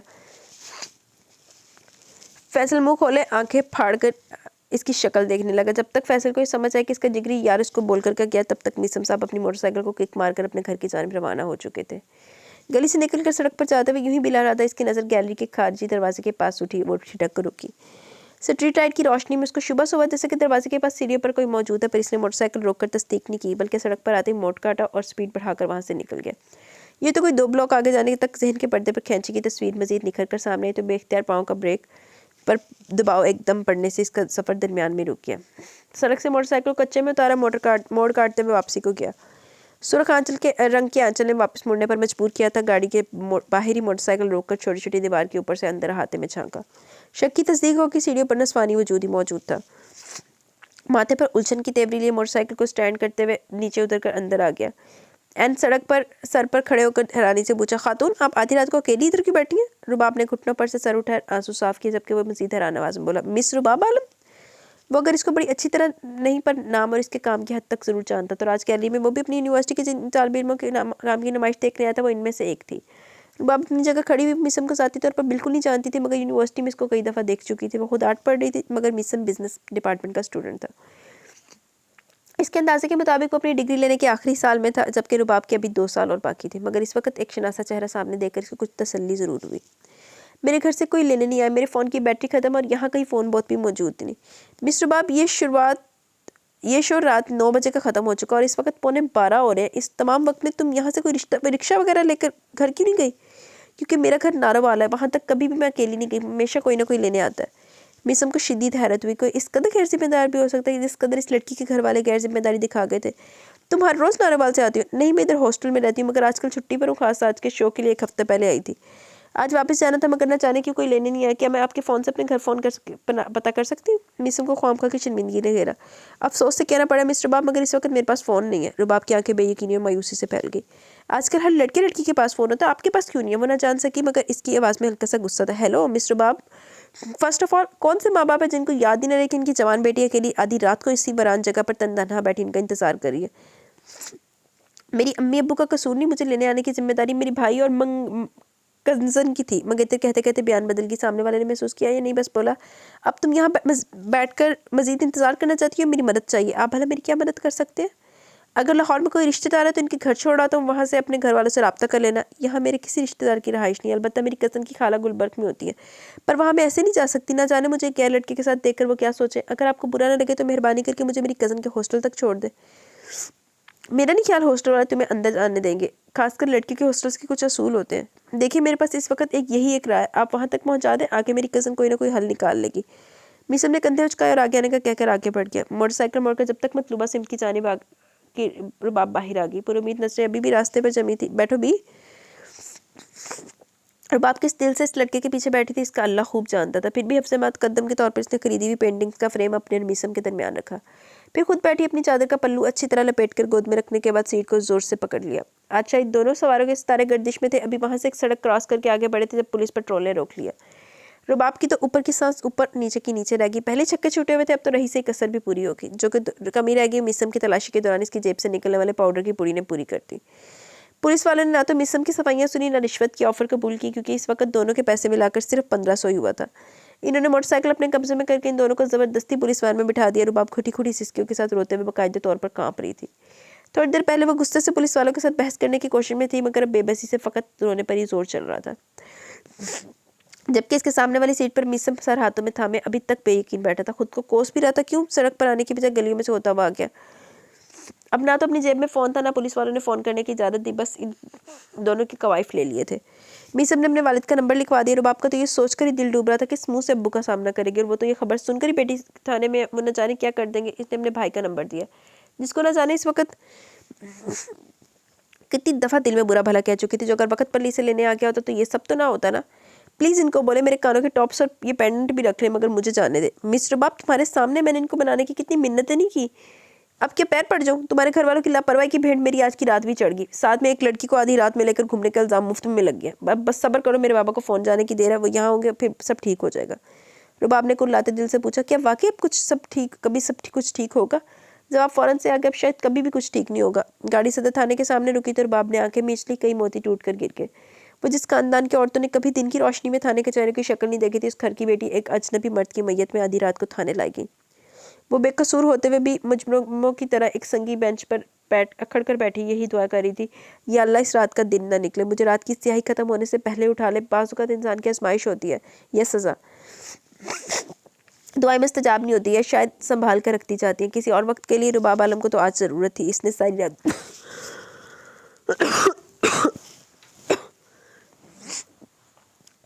सॉरी यार, इसने सारी रात रोते हुए दुआएं करते गुजारी। अच्छा बस यार ये वाला सीन पूरा करना, क्योंकि अब मेरी ना बस हो गई है। दिन निकलने से पहले लेडी कांस्टेबल ने आकर अपनी सख्त आवाज़ में मुझको मुतवज्जा किया। चलो लड़की, तुम्हारे घर वाले आ गए। मगर रुबाब की टांगें इसका वजन उठाने से इनकारी होगी। कौन आया होगा? अब्बू जी। या अल्लाह, बाहर अब्बू ना आयो। या अल्लाह, इनका सामना करवाने से पहले ये सांस खींच ले। मैं इनका सामना नहीं कर सकती, मैं किसी का भी सामना नहीं कर सकती। मुझे खुद अपने आप से भी शर्म आ रही है। उठो भाई, बाहर तुम्हारे बाप के नौकर नहीं है जो दिन चढ़ने तक इंतजार करते रहेंगे। रंगरलियां मनाने से पहले क्यों नहीं सोचती? जब यार के साथ पकड़ी गई हो, पकड़ी जाती है तब तुम्हें खानदान और बेइज्जती याद आती है। हम रोज इधर यही ड्रामे देखते हैं। अब आओ जल्दी से करो। वो मजीद इस औरत का एक लफ्ज़ नहीं सुनना चाहती थी, इसलिए हिम्मत करके इसके पीछे चल पड़ी। दुपट्टे के पल्लू से चेहरा छुपाया हुआ था, हाथ कांप रहे थे। थाने का सारा हाथा पार कर लिया, कोई शनासा चेहरा नजर न आया। अभी बैरूनी गेट से बाहर निकली थी जब मिसम एक गाड़ी से निकलकर तेज तेज कदम उठाता इसकी जानिब आया। तुम ठीक हो? I am sorry. मेरे या मेरे वालिद के कहने पर इन्होंने गौर नहीं किया। मेरे अब्बू तो इसी वक्त 1 घंटे बाद आ गए थे। वो इसकी आवाज़ तो सुन रही थी मगर कोई भी लफ्ज़ समझ ना आ रहा था, क्योंकि इसकी पथराई हुई नजरें होंडा सिविक की खिड़की से नजर आती अपने अब्बू के चेहरे पर थी। वो लड़खड़ा गई क्योंकि उसको देखते ही अब्बू ने नजर दूसरी जानिब फेर ली। ड्राइविंग सीट का दरवाजा खोलकर चाचू बाहर निकले और इसके लिए पिछला दरवाजा बाक किया। न जाने कैसे चलते हुए वहां तक पहुंची, क्योंकि दिमाग की स्लेट बिल्कुल साफ हो गई थी। आंखें भर आई हुई थी, नजर जमीन में गड़ी जा रही थी। लेडी कांस्टेबल ने चाचू से कुछ कहते हुए पीछे गेट के पास खड़े मीसम की जानिब इशारा किया, जिस पर इन्होंने गर्दन मोड़कर एक चटती सी नजर इस पर डाली और गाड़ी में बैठकर गाड़ी आगे बढ़ा दी। सारा रास्ता गाड़ी में गहरी खामोशी का राज रहा। वो पिछली सीट पर गुठरी बनी बैठी कांप रही थी। आंसू भल भल बह रहे थे। दिल चाह रहा था बात करे, बताया कि मेरा कसूर नहीं, अब्दुल्ला और शारिक की खबर ले। सारा कसूर इनका, मगर जुबान साथ देती तब था ना। अब वैसे अब्दुल्ला तो शारिक ने फाड़ के ना बंदा सौन दे मेरे मुंह तो चित्तर मारे इन्होंने फाड़ के। इतनी भी क्या गैर जिम्मेदारी हो गई कि तुम लोग शादी खा के भूल ही गए हो कि बहन भी एक उठानी है। चल, शारिक तो पराया है, तो अब्दुल्ला की तो बहन है ना सगी। गाड़ी गांव में दाखिल ही हुई थी जब अब्बू के कहने पर चाचू ने गाड़ी रोकी। अब्बू गाड़ी से निकल के चाचू ने गाड़ी आगे बढ़ा दी। साथ ही इन्होंने बैक व्यू मिरर से इसको देखा, जिसके दुपट्टे में से सिर्फ आंखें झांक रही थी। वो भी इस वक्त पहचानी नहीं जा रही थी। रो रो कर लाल तो हुई थी, पर सूझ कर गेंद भी बड़ी हुई थी। इनके दिल को कुछ हुआ। इतनी प्यारी मासूम से इनकी भतीजी थी, भला वो ये सब कैसे कर सकती है? पुलिस वालों ने अब्दुल्ला के फ़ोन पर कॉल करके इतला दी थी और अब्दुल्ला इतना हवास पाकता हुआ कि पुलिस वाले का सीधा अब्बू का नंबर दे दिया, जो अभी उकाड़ा से वापसी पर रास्ते में थे। सुन, मेरे दिल कर रहा है मैं बंदे ने ना फैर मार दें दरे भरा। पुलिस ने इनका नाम वगैरह तस्दीक करने के बाद कहा, जनाब आपकी कोई बेटी है जिसका नाम रुबाब आलम हो? अब्बू जी भरकर हैरान हुए। बेटी को घर पर सही सलामत छोड़ कर आए थे, इसको क्या हो गया जो पुलिस इनसे रब्ता करी है? मगर अगली खबर सुनकर ऐसा लगा जैसे पूरे का पूरा आसमान इनके सर पर आ गिरा।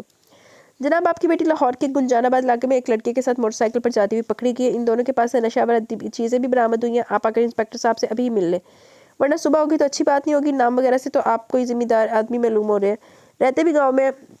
वहाँ तो ऐसी बातों की हद से ज़्यादा मायूब समझा जाता है। दिन की रोशनी में किसी ने आपकी बेटी को हवालात से निकलते देख लिया, ख्वाम का आपका जीना माहौल हो जाएगा। आप वो उसको दरमियान में टोक कर सख्ती से बोले, किस थाने में आना है? वो जी सदर थाने में जनाब, और कुछ खर्चा पानी भी लेते आइएगा, काम जल्द और आसानी से हो जाएगा।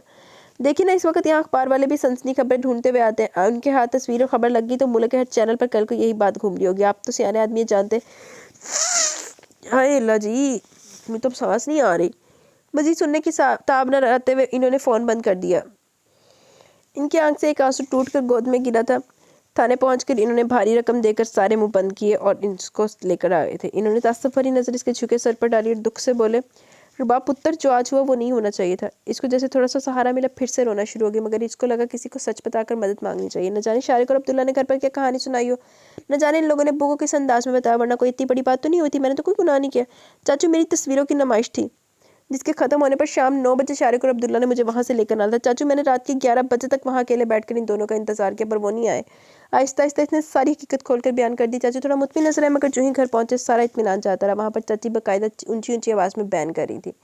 रुबाब की अम्मी ने भी रो रो कर अपना हशर किया हुआ था। चाचा तो जाते शारिक और अब्दुल्ला पर टूट पड़े, इनको छड़ी से मारते हुए गालियाँ दी। अपनी बीवी की आदत से वो बखूबी वाकिफ थे। जिसके इल्म में ये बात आ गई थी तो इसका मतलब था सारे ख़ानदान को अब तक फ़ोन हो चुके होंगे। इसी बात का गुस्सा इन्होंने शारिक और अब्दुल्ला पर उतारा, मगर चच्ची ने चचा का हाथ दरमियान में रोक दिया और आंखों में चैलेंज लेकर इनके सामने डट गई। अपनी भतीजी को मारो, न जाने किसके साथ मुंह काला करती पकड़ी गई। हमारी भी तो बेटियां कॉलेजों में पढ़ती हैं, आज तक सुनी कोई इनकी बात?